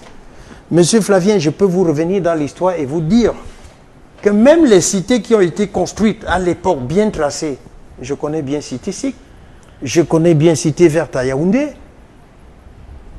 aujourd'hui tout est délabré. Ça veut donc dire que même ce que le colon nous a laissé, nous on n'a pas pu l'entretenir. Et ça, on ne peut pas dire que c'est manque de moyens, c'est tout simplement pas manque de loi, mais c'est une gouvernance apathique. Voilà. Une gouvernance par embuscade, disait. Je crois que dans la même filiation, moi je opterais même pour une méthode un peu plus simple. C'est vrai que envisager de construire une ville, c'est l'idéal, mais peut-être que c'est coûteux. Mais j'ai dit, commençons déjà par viabiliser l'existence. C'est possible pour certaines zones marécageuses de les purger. Il y a une possibilité déjà de désengorger et de faire une option, peut-être une décision politique ferme, de s'engager dans la construction, par exemple, des habitats sociaux. Combien de fonctionnaires, avec la rétribution actuelle, peuvent se permettre d'habiter une maison décente? Je crois qu'il y en a. Si vous me permettez, docteur, à mon jeune âge, je vivais dans des quartiers où l'investissement humain n'était pas obligatoire, mais c'était une fierté. Voilà. Ça veut dire qu'on prenait les dispositions pour débarrasser tout ce qu'il y avait dans les caniveaux dans nos quartiers. On devait mettre la propriété et chaque enfant venant d'un autre quartier qui mettait de la salissure était complètement battu. Mais vous voyez, je ne sais pas si c'est l'ère de la démocratique ou des débats houleux, a permis aujourd'hui que chacun s'enferme dans sa clôture. Tout le monde s'enferme. Non, mais on entend parler du jeudi de propriété, par exemple. Mais je crois que c'est ce qu'il dit, c'est quelque chose qui devait aller de soi. Mais le désordre urbain a pris une amplitude telle que l'incivisme en a emboîté le pas. Vous pouvez avoir des comportements vraiment déviants et atypiques où vous avez un déchet à mettre dans un bac, mais quelqu'un vous le mettra à côté pour dire qu'il y a Isakam qui pourrait. Faites un tour dans les canalisations qui sont faites dans la ville. Mais c'est tout qu'on retrouve dans le drain.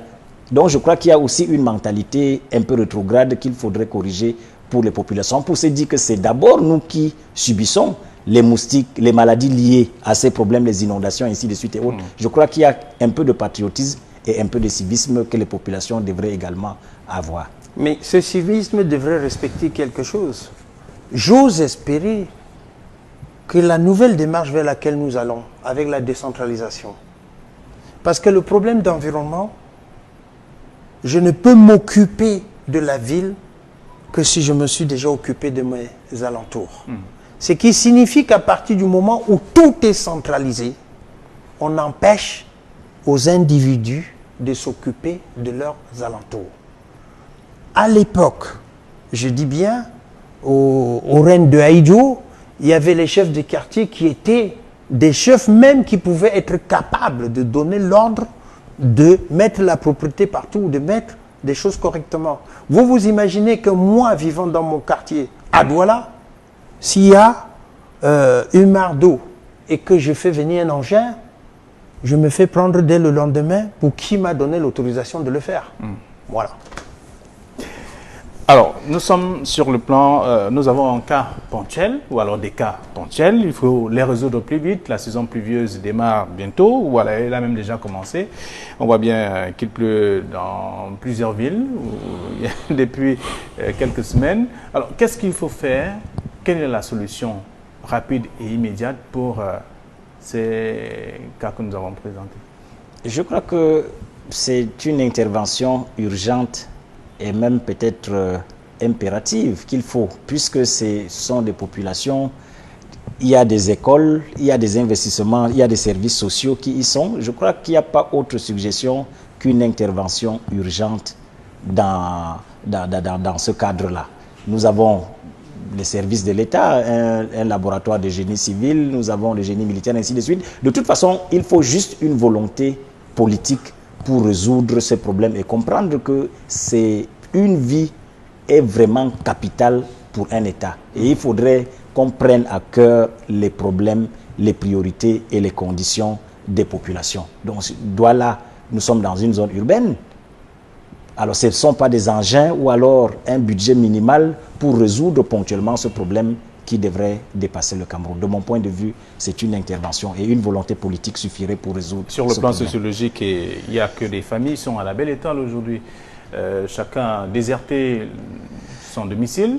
La solidarité mécanique d'antan caractéristique, je crois que de l'Africain et particulièrement du Camerounais, je crois qu'a foutu le camp. Elle est devenue davantage organique et il y a un peu une volonté nombriliste d'être dans le bonheur, tout celle qui fait que nous avons perdu le sens de la charité, le sens du partage, le sens de la magnanimité, le sens d'entraide. Sinon, comment justifier que pour une autorité municipale de la ville élue par les populations, qu'on arrive à regarder cette situation qui dure? Je crois qu'elle remonte à l'ancien délégué du gouvernement et que jusqu'à ce jour, on n'ait pas trouvé une solution ou bien qu'on n'ait pas fait un additif au projet qui crée tout ce problème puisque c'est même identifié.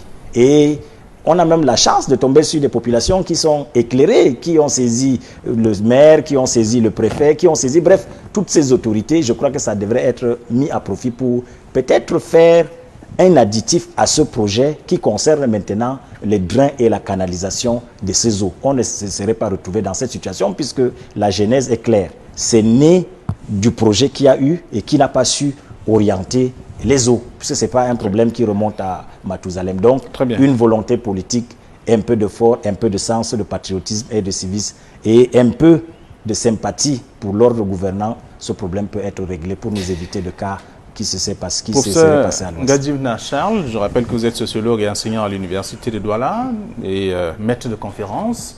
Il faut préciser aussi, docteur. Oui, j'ai cru entendre le docteur tout à l'heure. Je voulais rappeler que ça relève de l'Ancien Testament désormais. Depuis novembre, ça a changé. Alors, Elie Tchepma, une proposition de solution? Je crois que lorsqu'on parle de gestion de la nation, moi je pense aujourd'hui que c'est tout simplement un problème de priorité et de choix pour l'autorité compétente. En ce sens que, depuis 4 ans, le Cameroun est sous le poids des douleurs quotidiennes et qui s'amoncellent au quotidien. C'est pour ça que je disais tout à l'heure, je plains bien monsieur le maire qui vient d'être installé. Mais je suis sûr qu'il sera suffisamment sensible pour essayer de se dire, parmi les caniveaux qu'on fait, peut-être que pour sauver cette situation-là qui risque de nous accabler encore, peut-être faudrait-il faire un petit morceau de ce côté-là pour éviter la catastrophe. Donc il faut communiquer davantage pour sensibiliser également les populations afin de ne pas occuper... Il faut déjà faire respecter les lois. Oui. C'est la meilleure des communications. Merci.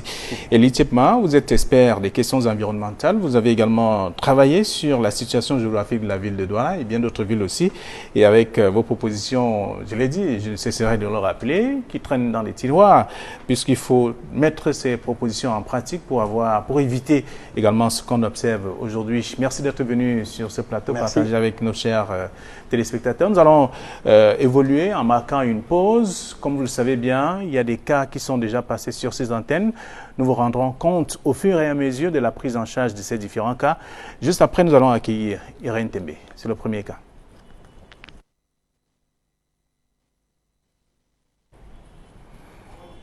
Il y a, donc vous aurez à suivre tout à l'heure un des cas qui a connu déjà un passage sur les antennes avec aussi des propositions et bien entendu des donateurs qui ont également fait des gestes, comme on le sait, pour soutenir ces patients, ces différents cas sociaux. Et ce sont des cas qui ont besoin d'aide davantage et qui commence à être solutionné en même temps. On vous donnera la suite de l'évolution, bien sûr, de ces différents cas dans un instant avec l'arrivée sur ce plateau d'Irène Tembe. Monsieur frère, je vous remercie déjà de m'avoir aidé jusqu'à l'hôpital. Je vous remercie grandement. Je viens encore auprès de vous pour ce moment que je suis à l'hôpital, je suis calé pour la chimiothérapie qu'il me faut faire pour être totalement guéri. Il me manque 4 chimios, 4 séances et je suis calé pour l'argent. C'est pour cela que je viens encore auprès de vous aujourd'hui pour pleurer que tous les gens de bonne volonté. Et voilà donc Augustine qui est passée sur ces antennes. Souvenez-vous, c'était le 6 mars 2020. C'était au cours d'une édition de Regard Social. Elle a présenté son cas. Elle souffre bien entendu du cancer de la poitrine après l'ablation d'un sein. Irène Tembe, bonsoir et bienvenue. Bonsoir Flavien. Oui, c'est le cas d'Augustine. Elle témoigne, elle dit qu'elle est toujours en situation difficile, elle est toujours malade. Et après son passage, il y a eu des contributions qui aujourd'hui permettent quand même qu'elle soit prise en charge. Il en faut davantage. Il en faut davantage. Comme vous venez de regarder dans le reportage, Augustine, lors de son dernier passage dans cette émission le 6 mars 2020, a été prise immédiatement en charge dans un hôpital de la place. Et grâce à vos différentes contributions, nous avons perçu un montant de 969 000 francs CFA qui lui ont permis d'intégrer un hôpital de la place. Et malheureusement, nous avons eu des caisses vides. La prise en charge est coûteuse, il faut le rappeler. La prise en charge est très très coûteuse. Et lors de notre dernière émission la semaine dernière, nous avons demandé aux âmes de bonne volonté de bien vouloir remettre la machine de la solidarité en marche pour que Augustine puisse ne serait-ce que retrouver un tout petit peu le sourire, parce que comme vous la voyez, elle est dans un état pathétique, elle est dans un état très très lamentable et elle a besoin de continuer ses soins. Et pour cela, nous avons perçu des contributions de la part des différentes personnes de par le monde entier. Et nous allons faire la lecture des différentes contributions. D'accord.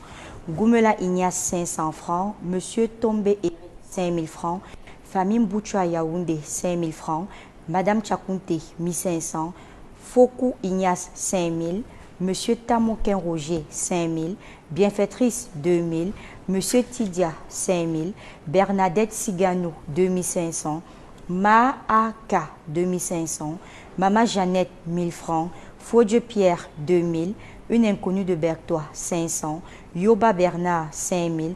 Une famille bienfaitrice à Kribi, 50 000. Christos Joannienne, 1500. Armstrong de Yaoundé, 2000. Maggie Sen, 2500. Kwamo Joël, 500. Un groupe de chrétiens, 12 000. Kemethieu Joseph, 2 000. Une famille de Bafia, 10 000. Une bienfaitrice, 20 000. Un couple à Boumniebel, 3 000. Bienfaiteur, 5 000. Famille anonyme, 20 000 francs. Bienfaiteur du Congo, 20 000 francs.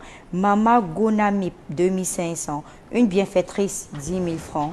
Bienfaitrice, 5 000 francs. Anime Bakop, 2 000. Goufo, 10 000. Une maman de Bonabéré, 5 000.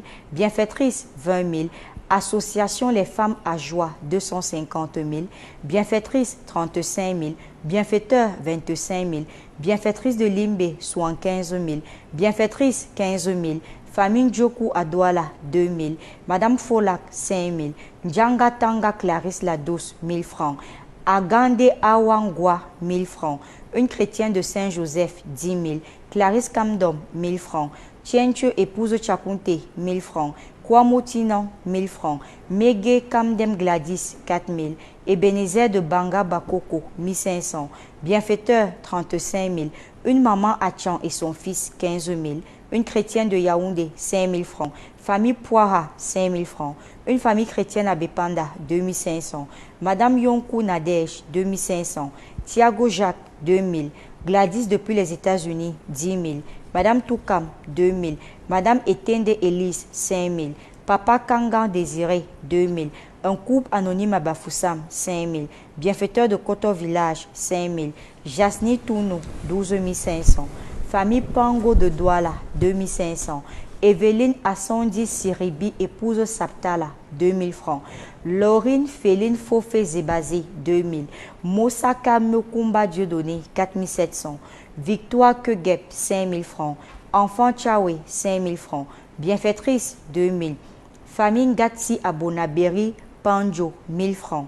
Koumacha Josiane Andorbonne, 3 000. Madame Mouté, 5 000. Famille Kene, 2 500. Carlos de Yaoundé, 1 000 francs. Famille Ndounsop, 3 000. Raymond Sonkem, 2 000. Duidje Brigitte, 5 000. Mildred, 20 000. Sonkwe Zene, 500. Chi Emmanuel, 50 000. Henriette et sa fille, 2 800. Christophe Okorien, 2 500. Sadie Achille Aubin, 2 500. Fouvio épouse Kenfak, 5 000 francs. Maman Menzi Justine, 3 000 francs. Mbia Tolo Sylvie, 2 000 francs. Une sympathisante de Yassa, 25 000. Madame Biamou, 2 500. Kambe épouse Tchatchoua, 5 000 francs. Rebecca, 1 000 francs. Bienfaiteur, 30 000. Thérèse Christelle Ngombok, 10 000 francs. Chefferie Métal, 1 000 francs. Une donatrice, 1 000 francs. Les dames d'Akamvi, 200 000. Famille Tchongue Numbisi Olivier, 15 000. Madame Kafak de Bafoussam, 5 000 francs. Eliane Ewane, 10 000 francs. SKR de KM, 10 000 francs. Une bienfaitrice de Bafoussam, 5 000 francs. Marie Solange de Malabo, 5 000 francs. Famille Tchamgue Nubisi Olivier, 15 000. Petga Emile, 2 500. Famille donatrice anonyme depuis Boya, 10 000 francs. Bienfaitrice de Djoum, 2 500. Monsieur Alphonse de Yaoundé, 5 000 francs. Le couple Kamga, 2 500. La famille Ten, 1 500. Mbakob Roche, 2 500. Madame Tchagé, 20 000 francs. Bienfaitrice de France, 4 000 francs. Une bienfaitrice à Bafoussam, 5 000 francs. Geneviève Banin Yeye, 5 000 francs. Naoussi, 10 000. Famille Singwe, 10 000. Matthieu 11, verset 28, 5 000 francs. Famille Nana, 1 000 francs. Une âme de bonne volonté au Canada, 20 000 francs. Tambo Martial, 5 000 francs. Monsieur Biamou Jean Blaise, 1 500. Un chrétien de Château-Gouaille, Québec, 10 000 francs. Joseph Kouecho, 500. La Douce, 3 000. Bienfaitrice, 25 000.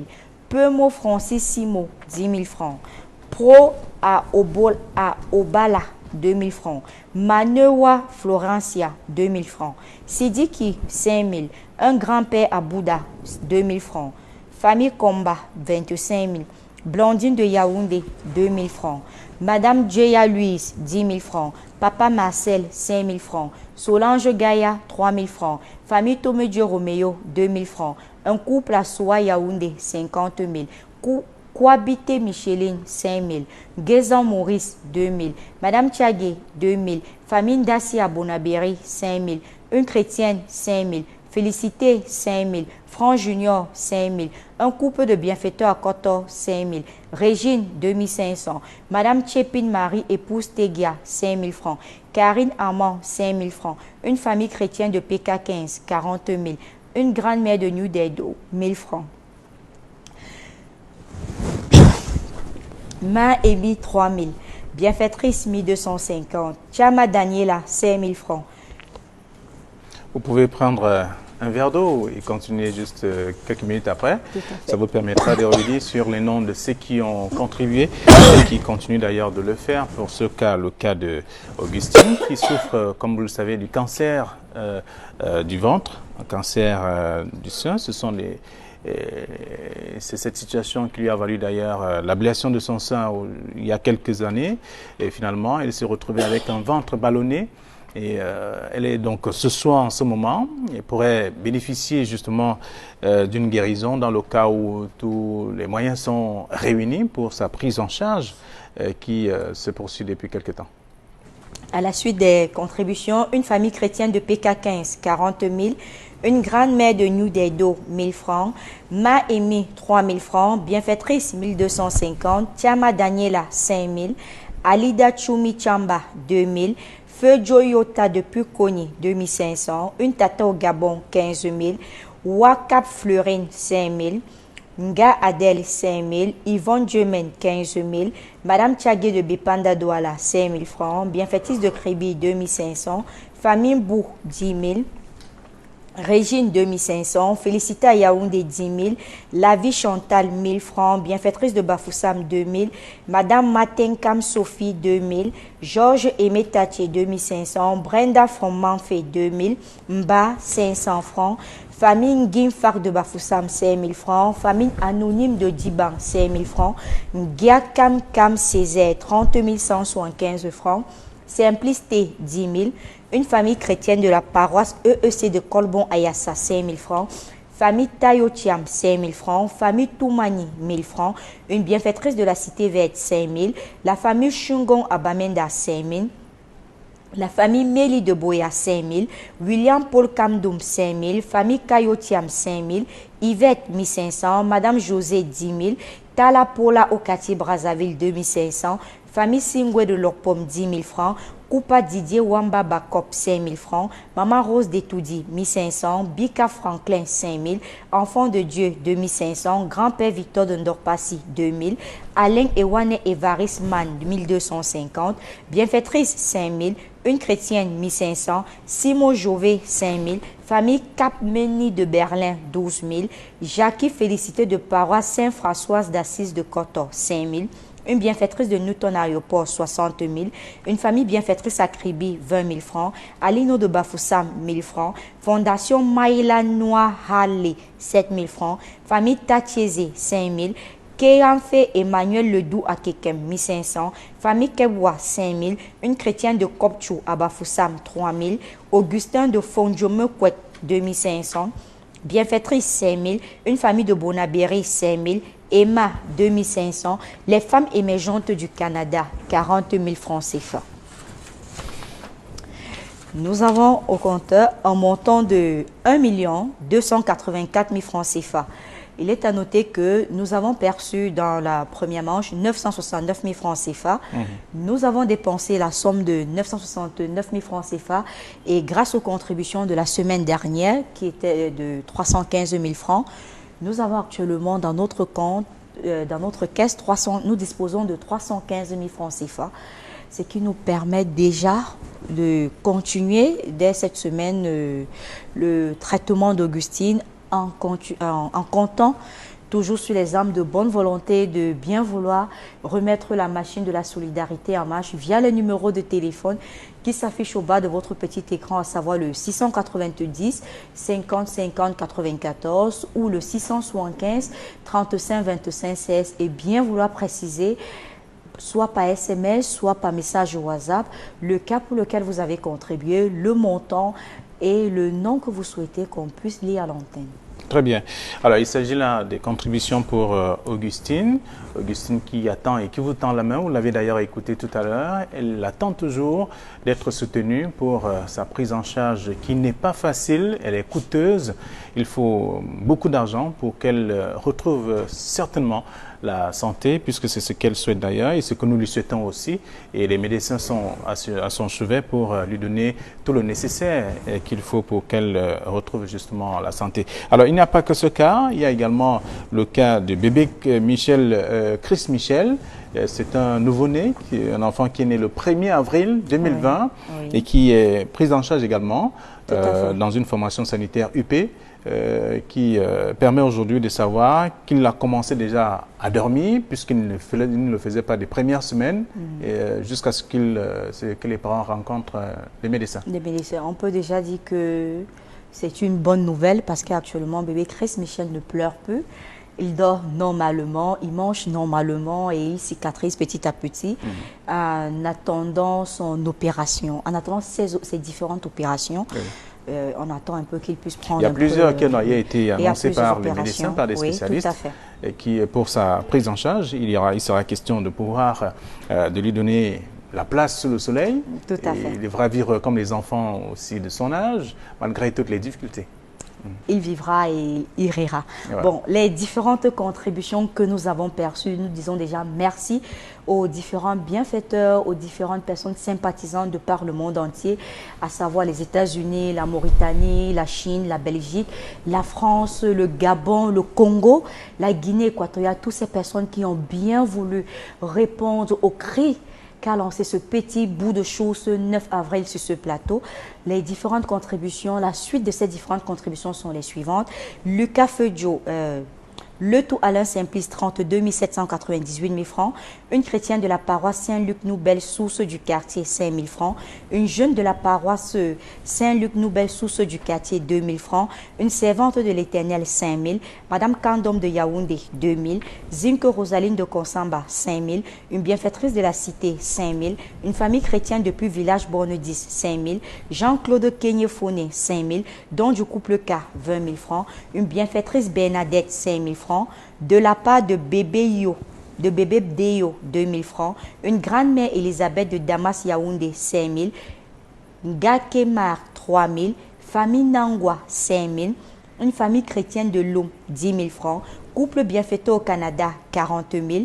Anonyme de la douche à Douala, 5 000 francs. Un bienfaiteur de Limbé, 2 000. Athée Basé Louis Marquise et Merveille Billoc de Bordeaux, 15 000. Une famille chrétienne de Marois, 5 000 francs. Enfant de Dieu, 5 000. Nadia Chokoté de Ndorpassi, 5 000. Raïssa, 10 000. Roger de Bafoussam, 1 000 francs. Fondation Marila Noirale, 7 000 francs. Les armes sensibles, 14 000. Bernadette des États-Unis, 20 000 francs. Seka, 5 000 francs.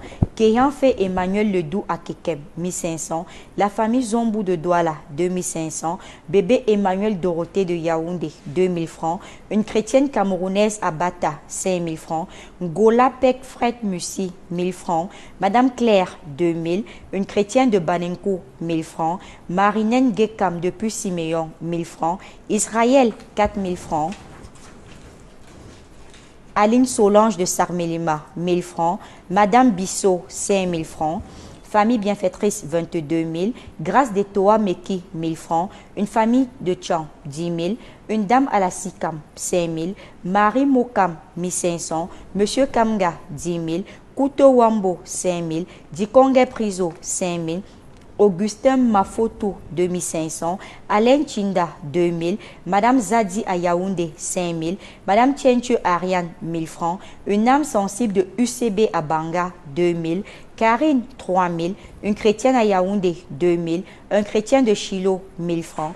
Madame Nana Madeleine du Grand Moulin, 10 000. Denise, 10 000. Madame Woche de Ngaoundéré, 10 000. Bienfaiteur, 30 000. Honoré Fongan Lot, 1 000 francs. Une chrétienne de Yaoundé, 1 000 francs. Ndike Marie Yvonne, 2 000. Lacho Ariane, 2 500. Madame Martha Dufond, 20 000 francs. La famille Watsia André de Fongoden, 3 000 francs. Maman Yvonne de Fumban, 2 200. Mekuncho Sylvie, 2 000. Une veuve à Batoufam Aoundé, 2 000. Véronique Korep Nana, 5 000. Famille Chaga, 2 000. Flore de Ngodi, 2 500. Alain Ewane Evarisman, 1 250. Tchakem Roseline, 2 000. Ngola Petfren Mussi, 1 000 francs. À Mohamedou Bello, 1 000 francs. Une famille de Yaoundé Messassi, 5 000 francs. Madame Yontou, 2 000. Monsieur et Madame Guifo, 10 000. Famille Foss, 10 000. Benoît Monique Joséline, 1 500. Guy Bertin Légien Gassam, 13 000. Un étudiant, 3 400. Les enfants de Jésus de Kiossi, 4 000. Ngogay Mélodie, 10 000. Georgette, 5 000. Famille Kamgam Ila, 5 000. Madame Kingé de Bona, 20 000. Une chrétienne à Yaoundé, 2 000. Ngor Gena Madeleine, 1 000 francs. Une bienfaitrice à Lopom, 5 000. Patrice Dodia, 5 000. Bouba Etienne Front-Marois, 2 000. Alima, 5 000. Mafra de la Gare, 1 000 francs. Famille Simale de Bilongue, 2 000. Monsieur Fongan, 3 000. Arnold Junior Bepanda Pazapa, 2 000. Kenya Elisabeth, 1 500. Une maman de Limbe, 50 000. Kenya Béatrice Marché de Youpé, 5 000. Groupe d'études méthode G à Bafan, 5 000. Madame Martha Buffon, 20 000. Vanessa depuis Yaoundé, 5 000. Famille Agnele à Bamenda, 20 000. Oncle, 2 000. Oxymore Kams, 2000. Une famille Ayassa, 10 000. Famille BR de Niala, 1000 francs. Un chrétien EEC de Limbe, 2500. Zakak de Makepe Misoke, 1500. Frida Tendomo, 1000 francs. Béa Sotofak Yannick, 5000. Sandrine Vogo, 5000. Kinyu Tanjonze, 5000. Salomon Zinken, 2000. Yungen Denise, 1000 francs. Ndako Marina, 1000 francs. Henriette Brigitte Epon, 2500. Gilbert Takam, 2000. Colette Kamdoum Tchose, 2000. Suzanne Sonken Lekani, 1000 francs. Romari Tapamo Kenza, 5000. Toukam Tuege Mireille, 5000. Marthe Teudi épouse Lenkwe, 2000. Fongan François, 3000 francs. Solange Rachel Banolok épouse Amand, 5000 francs. Cédric Pokam Gemale, 2000 francs. Kegoumnia Daloni, 5000. Christelle Wofan épouse Farah, 1500. Louis-Marie Assé, 5000 francs. Martha Foncha Folifak épouse Dufon, 20 000. Natacha Matacha Grace Kingleng Gornuga, 1500. Rosalie Ladou Eto Ponti, 5000. Ruth Sorel Tatinda, 500. Marie-Claire Tinda Mekonso, 2000. Florentine Tayani, 1000 francs. Franck Wandi Goule, 2000. Claude Ingrid Djenkam, 1000 francs. Vanessa Muriel Fometier Lonsi, 5000. Christelle Stéphane Demier, 5000. Ornella Kakambi Makou, 10 000. Vera Emmanuel Tamouna, 1000 francs. Micheline Flore Massinga, 2000. Apollin Gilles Talom Foran, 5000. Marcel Kamgem, 10 000. Reine Chaveli, 1500. Winston Jumia, 3000. Melata Giadomo, épouse Warwin, 1000 francs. Blaise Vegne, 5000. Ernest Kemdoum, 5000. Dany Damaris, 2500. Gilbert Nassis Poigny, 2000. Nicole Njomo, épouse Kwamo, 2000. Valérie Sitieux, 10 000. François Benoît Mbok, 2000. Liliane Bianque, 3000. Madame Tamko Georgette, 3000. Ariane Cyriel, 1000 francs. Mathurin Chinzing, 1500. Dieudonné Mewupo, 5000 francs. Roger Bakem, 1000 francs. Clarisse Estelle Timenen Dunsop, 2000 francs. Justine Monge Fogue, 1000 francs. Bonaventure Nubisi, 5000. Pius Gakek Guamesia, 5000. Karine Dikam Dachua, 3000. Élise Mafo, 1000 francs. Chambelin Akamo, 1000 francs. Bertha Chikou Tabi, 2500. Cyprien Koutkoum, 3000. Fabrice Atou Anou Bodem, 3000. Aïssatou, 2000. Michael Ngengoum, 1500. Marie-Cécile Mokam, épouse Ngena, 1500. Damaris Kwedia Kezeta, 500. Guy Maurice Kamdem, 2000. Sidoyen Tiayon, 1000 francs. Marie Bouende, épouse Zadi, 5000. Stanley Tima, 500. Michel Tala, 5000. Lucas Fodio, 1000 francs. Famille chrétienne de la paroisse EEC de Colombon, Ayassa, 5000. Monsieur et Madame Kangam Boris, 135 000. Famille Fongan Djoko à Yaoundé, 5 000 francs. CJ Oroli, 2 000. WhatsApp, 10 000. Gisèle, 5 000. Monsieur Assongwenta d'Abidjan, 100 000 francs. Cal Flèche Kota, 1000 francs. Namenkom Dormo, épouse Fongan Foku, 25 000. Délice Kamdem, 2500. Anon de Yaoundé, 2000. Mangui Julien de Bamenda, 5000. Messi Biko, 2000. Bienfaitrice, 5500. Famille Kemchua, 10 000. Famille Diofo de Douala, 10 000. Sarah Ngolet Epaulet, 1000 francs. Serge Kenfo, 3 000. SDB Ndongle, 3 000. Sona Georges Fronlimbe, 10 000. Duna Fwatsa, 3 000. Gadjui, 5 000. Toumenita Tchatchouang, 1000 francs. Tefak, 10 000. Madame Taï Rita from Yaoundé, 5 000. Famille Toumani, 1000 francs. Une généreuse de Bamena, 1000 francs. Famille Djungem de Yaoundé, 5 000. Une spectatrice de Baranté, 3 500. Chouam Clément, 2 000. Bakam Wafo, épouse Fono Kamga, 5 000. Pondi Doumabe, 1000 francs. Bienfaiteur de la Belgique, 223 000. Briske Mayou de Bonamoussadi, 2 000. Blonde Chamba, 10 000. Ivan Stella Lewa Monga, 5 000. Bernadette Behala, 2500.